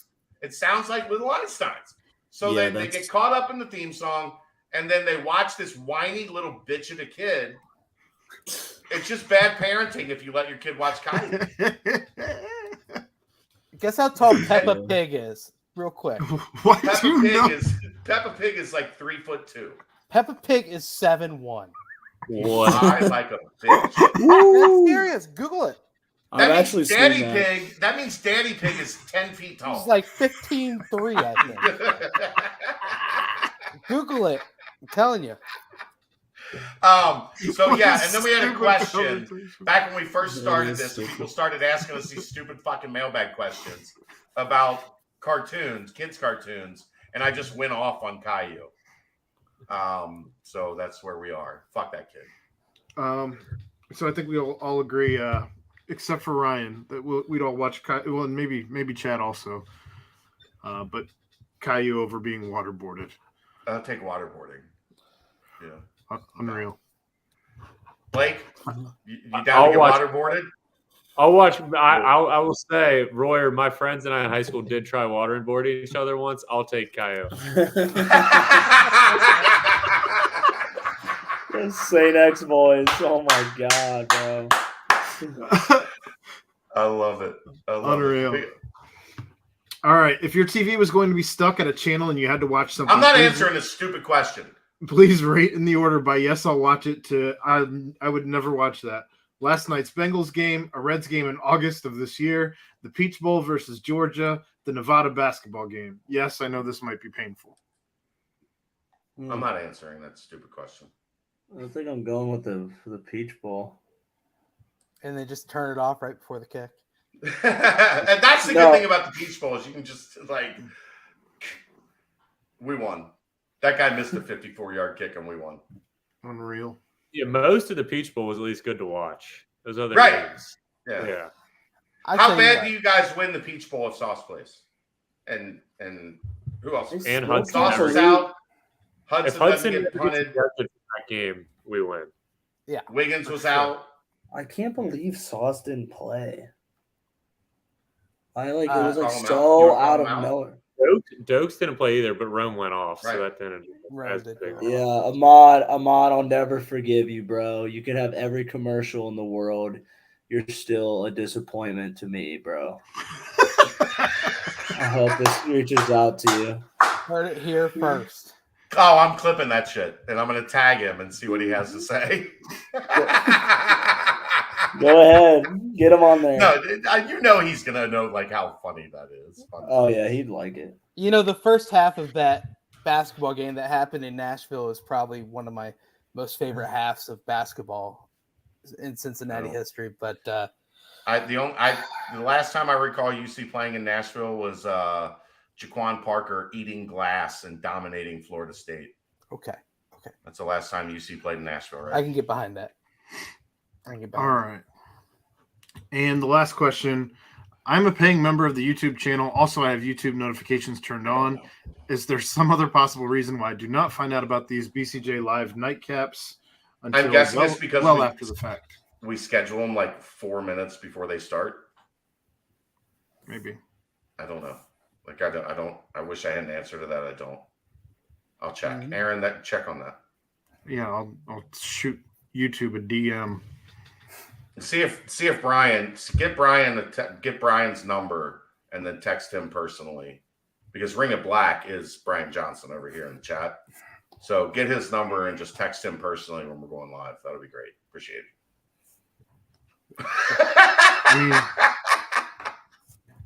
We usually tweet out. We tweet out when we're live. So if you have notifications for one, put your Twitter notifications on. Those will do better for you than YouTube. Blake, thanks, man. I'm sorry you stayed. I'm sorry you stayed this long. Hey, no worries, man. It's always nice to get a break from school. What time do you have class in the morning? I think my first class is at 8. Not too bad. Goated. Let's go. Hey, baby. Woo! Harvard. Are you playing with your ball in the yard? No, if I ever come back with those accents, just punch me in the face. There you go. Go pack the car in the garage. Yeah. All y'all has to. I try. And just understand, whenever there's an injury from here on out, we're gonna have you on. Let me know. Just 3 minutes. Give me a clip of it to watch beforehand, and I'll give you medical expert Blake Basevich here with his analysis of this injury. Hey, sounds good. Even if it's Royer putting his head in a fan. There we go. Yeah, I mean, I've seen plenty of Royer injuries. I'm surprised what's going on up there. Royer, you want to tell him bye? What? You want to tell him bye? That's your boy. Yeah, I will. You guys are talking to him. Bye, Blake, man. You're killing it, buddy. Love seeing it. Let me know when you're coming back sometime. We gotta link up. Yeah, I know for sure. I'll let you know. All right, brother. Appreciate you guys. Awesome. Appreciate you, Blake. Thanks, man. Awesome stuff. Thanks, Blake. Thanks, Blake. Get us out of here, Brent. All right, guys. Well, another fantastic show. Yet again, special thanks to Blake Basevich. Special thanks to Quick Paper Supply. Special thanks to Danco Transmission. You got two basketball games this week. Stay locked in. Tulsa, Wednesday night, midday, Saturday, home game against UCF. So stay locked into Bearcat Journal. Yet again, for all my buddies, all my pals, all my partners, this was another great BBP presented by BearcatJournal.com. See ya!